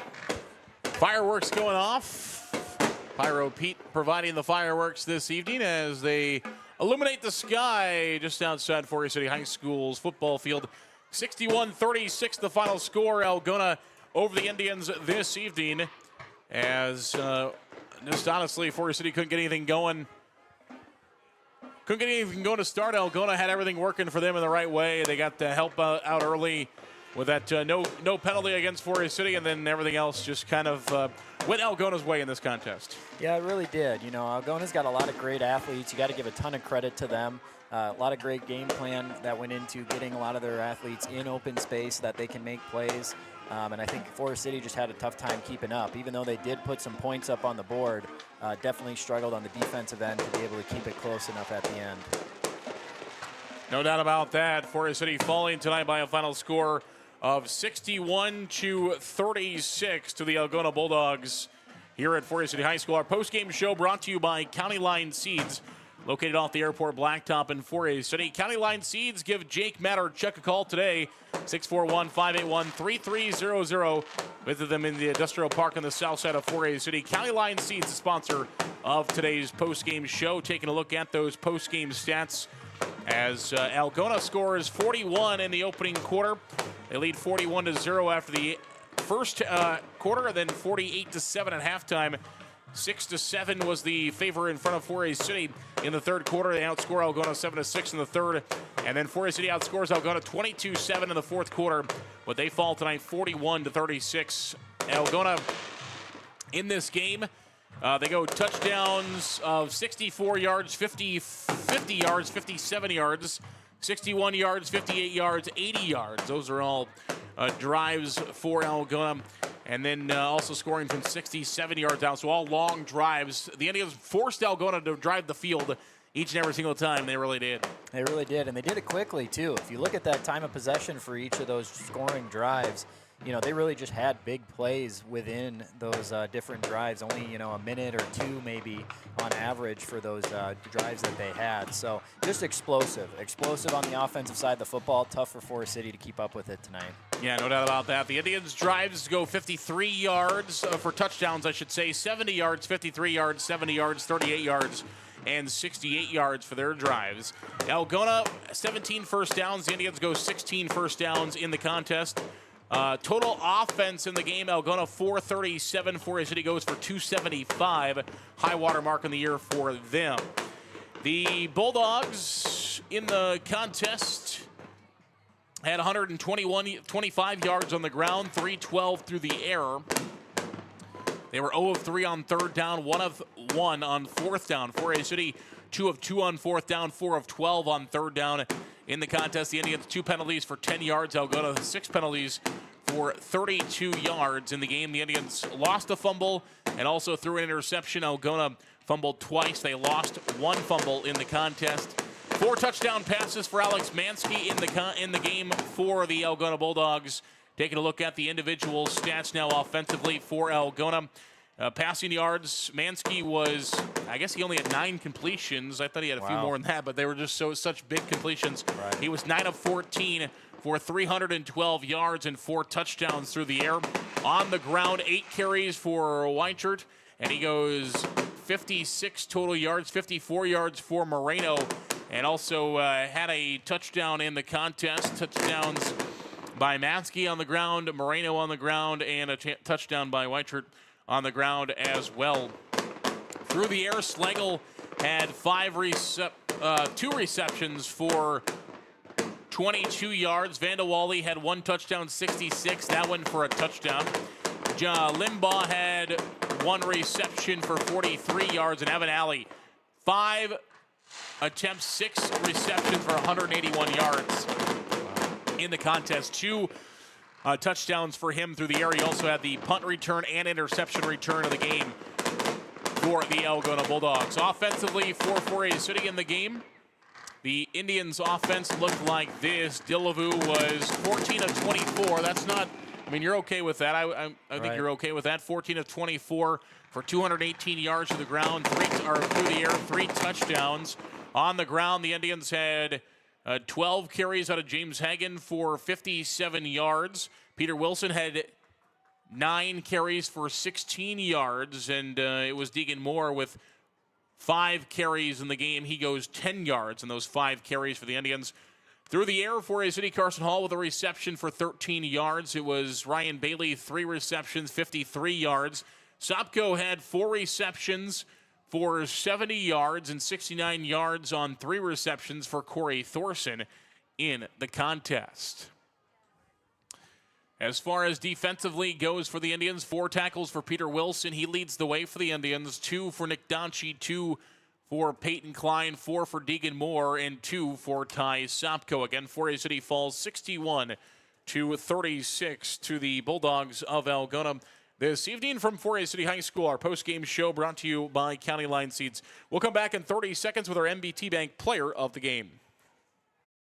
MBT Bank, with 10 locations across northern Iowa and southern Minnesota. A full-service community bank with checking and savings accounts, CDs, lending, and trust services. Where will you go with MBT? MBTBank.bank, member FDIC.